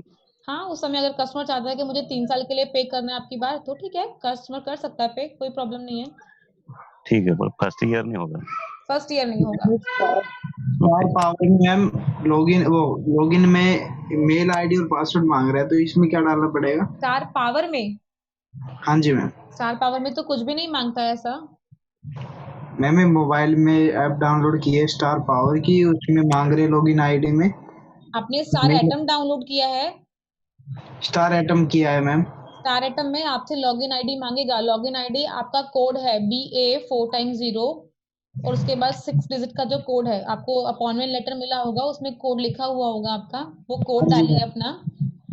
मैम स्टार एटम में तो हो गया, बट ये पावर में मांग रहा है। स्टार पावर में नहीं मांगेगा सर, ये देखिए मेरे मोबाइल में स्टार पावर ओपन है, इसमें कुछ भी नहीं मांगता है। सेम होम पेज ओपन है आपके पास? हाँ जी मैम। मैम इसमें आप भी नहीं मांग रहा है कि इसमें प्रीमियम कैसे कैलकुलेट करेंगे इसमें? आप इसमें प्लान्स के ऊपर जाइए, अगर आप लोगों के पास भी स्टार पावर डाउनलोडेड है तो प्लीज एक बार ओपन कर लीजिए, थोड़ा सा डिस्कस कर लेंगे प्रीमियम कैसे कैलकुलेट होगा। बहुत लोगों को नहीं करना आता है, तो आज वो भी सीख लेंगे साथ साथ। इसमें आप नीचे डाउन में देखिए, होम के साथ में प्लान्स लिखा हुआ है। हाँ जी मैम। प्लान्स के ऊपर क्लिक कर लीजिए। हाँ जी। ये देखिए प्लान्स के नाम शो कर रहे हैं आपको यहाँ पे, स्टार कॉम्प्रिहेंसिव है, स्टार सरप्लस है, फैमिली हेल्थ ऑप्टिमा है, दिख रहा है? जी मैम। फैमिली हेल्थ ऑप्टिमा में गेट कोट लिखा हुआ है, गेट कोट के ऊपर क्लिक कीजिए। जी मैम। नेक्स्ट है I want to insure, choose लिखा हुआ है, चूज के ऊपर टच कीजिए। यहाँ फैमिली साइज आपको सिलेक्ट करना है कि जो पॉलिसी जिनको आप देने जा रहे हैं उनकी क्या फैमिली साइज है। My self and my spouse मतलब हस्बैंड और वाइफ, आपको समझना है बस इसको, हस्बैंड और वाइफ। उसके बाद है my self and my kids मतलब मैं और मेरे बच्चे, एक अडल्ट और उसके साथ में बच्चे। नेक्स्ट है my self spouse and kids means मैं, मेरे हस्बैंड और मेरे बच्चे, ये फैमिली। तो आप इसमें सिलेक्ट कर लीजिए my self spouse and my kids, husband wife दो बच्चे, ये हमने लगभग सिलेक्ट किया है। नेक्स्ट वो पूछ रहा है एल्डेस्ट पर्सन एज, एज डाल लेते हैं 45। संदीप जी आपको समझ आ रहा है, कर पा रहे हैं आप? जी मैम। 45 आपने एज लिख ली? हाँ जी मैम। ठीक है। नेक्स्ट वो पूछ रहा है and we have choose kids, पूछ रहा है कितने बच्चे हैं, तो दो बच्चे यहाँ डाल लेते हैं। Okay. I would like my coverage amount, coverage पूछ रहा है कितने लाख के लिए सम एश्योर्ड लेना है, तो मैंने यहाँ 5 लाख डाला है। ठीक है। नेक्स्ट वो पिन कोड पूछ रहा है, पिन कोड मुझे आप बता दीजिए क्योंकि मैं यहाँ डालूंगी तो मुझे तो यहाँ का पिन कोड पता है। आप बताइए, आप अपने एरिया का बताइए मुझे पिन कोड, मैं डालती हूँ यहाँ पर 122 122 015। 015। हाँ जी। ठीक है। नेक्स्ट वो पूछ रहा है आई एम, यहाँ देखो नेम, मोबाइल नंबर और मेल आईडी ये हमेशा पूछेगा, लेकिन यहाँ आपको अपना नाम, मोबाइल नंबर और ईमेल आईडी कभी नहीं डालनी है, यहाँ फेक डालना है। Fake in the sense ABC नाम डाल दो, मोबाइल नंबर में 10 टाइम्स 9 डाल दो, मेल आईडी में abc@gmail.com डाल दो। हाँ जी डाल दी। ठीक है, क्योंकि ये एक्चुअल में इसका रीजन है, अगर आप यहाँ अपनी एक्चुअल डिटेल डालोगे ना तो कंपनी से, स्टार हेल्थ से आपके पास कॉल्स आने स्टार्ट हो जाएंगी पॉलिसी के रिगार्डिंग के, सर आपने कोटेशन लिया था, आप पॉलिसी परचेज करना चाहते हैं एंड ऑल, तो कंपनी से जो टेली मार्केटिंग कॉल होती है वो रेगुलरली स्टार्ट हो जाएगी। तो दैट्स वाई मैं सजेस्ट कर रही हूँ कि यहाँ अपना एक्चुअल डेट मत डालिएगा, डिटेल्स अपनी। ठीक है। गेट कोड कीजिए। कितना प्रीमियम निकल कर आया आपके पास? 18,768। बिल्कुल करेक्ट है, मेरे पास भी सेम यही प्रीमियम निकल कर आया, सी देख सकते हैं आप लोग। ठीक है। अब एक चीज और बता देती हूँ यहाँ पर आपको, इसी के जस्ट नीचे लिखा हुआ है बाय नाउ। हाँ जी। ठीक है, लेकिन यहाँ से बाय नाउ मीन्स यहाँ से परचेज कीजिए पॉलिसी, लेकिन यहाँ से पॉलिसी नहीं बनानी है, नहीं परचेज करनी है। यहाँ से स्टार पावर से अगर आपने कोई पॉलिसी बना दी, परचेज कर ली, तो इट मीन्स वो पॉलिसी ब्रांच के कोड में बुक हो जाएगी, आपको उसका कोई पे आउट नहीं मिलेगा, ना ही वो पॉलिसी आपके कोड में बुक होगी। तो ध्यान रखना है, ये एप्लीकेशन सिर्फ और सिर्फ प्रीमियम कैलकुलेट करने के लिए है, पॉलिसी बनाने के लिए नहीं है। पॉलिसी बनाने के लिए स्टार एटम से करना पड़ेगा। बिल्कुल करेक्ट, स्टार एटम। और मैम अगर कोई अपने मदर फादर को भी इसमें जोड़ना चाहता है तो उसके लिए क्या करना पड़ेगा? मतलब कैसे जोड़ना चाहता है? हेल्थ इंश्योरेंस लेना है या स्टार का एजेंट कोड दिलवाना है? हेल्थ इंश्योरेंस लेना है तो ले सकते हैं, कोई ऐसा इश्यू नहीं है। प्लान डिसाइड कर लीजिए कौन सा लेना है, कोई डिसीज है या नहीं है वो डिस्कस कीजिए, ले सकते हैं इंश्योरेंस। अगर मैम उनके अगर कोई फादर को कोई डिसीज है लाइक तो उसके लिए फिर उसमें प्लान में क्या डालेंगे? उसमें माई सेल्फ स्पाउस और किड्स आता है बस। हस्बैंड वाइफ के लिए आ रहा है ना, माई सेल्फ और माई स्पाउस भी तो आता है, मीन्स हस्बैंड वाइफ दो लोगों के लिए। देखो आपको सिर्फ उसकी मीनिंग समझनी है, वो क्या कहना चाहता है। माई सेल्फ और माई स्पाउस मीन्स हस्बैंड और वाइफ दो लोग। हाँ जी मैम, अगर वो पूरी फैमिली का जाता है, माई सेल्फ स्पाउस में वाइफ और उसके मदर फादर और उसके चिल्ड्रन, नहीं तो उसके लिए नहीं हो सकता ना। हस्बैंड वाइफ बच्चे सिर्फ यही फैमिली होती है, मम्मी पापा को इसी पॉलिसी में ऐड नहीं कर सकते हैं। ऐसी कोई इंश्योरेंस सेक्टर में पॉलिसी नहीं है जल्दी से जिसमें मम्मी पापा, हस्बैंड वाइफ और बच्चे पूरी फैमिली एक पॉलिसी में कवर हो जाए। वो गवर्नमेंट कंपनीज ऑफर करती हैं, प्राइवेट कंपनीज में पॉलिसीज नहीं है ऐसी। मम्मी पापा के लिए अलग पॉलिसी लेनी होगी, हस्बैंड वाइफ और बच्चों के लिए अलग पॉलिसी लेनी होगी। क्लियर है? हाँ जी मैम। कोई और डाउट, कोई और क्वेश्चन ऐसा आपका? अभी दिन में आप बड़ा परेशान थे कि आपको चीजें नहीं समझ में आ रही हैं, कैसे करना है, कैसे काम करना है, तो अभी क्लियर है? पॉइंट्स क्लियर हुए आपके? हाँ जी मैम, ये फैमिली हेल्थ ऑप्टिमा तो बिल्कुल समझ में आ गया है। वेरी गुड, बहुत अच्छी बात है। अब हम नेक्स्ट ट्रेनिंग भी करेंगे इसी तरीके से। हमारे हार्डली 4 से 5 प्लान है जो मार्केट में सेल सबसे ज्यादा होते हैं, तो उन्हीं की ही मेजर ट्रेनिंग लेनी है आपको और उन्हीं पर ही फोकस करना है। हाँ जी ma'am, thank you ma'am. Okay जी, थैंक यू सो मच। तो चलिए सभी को tata bye bye, next meeting में मिलेंगे जल्दी ही।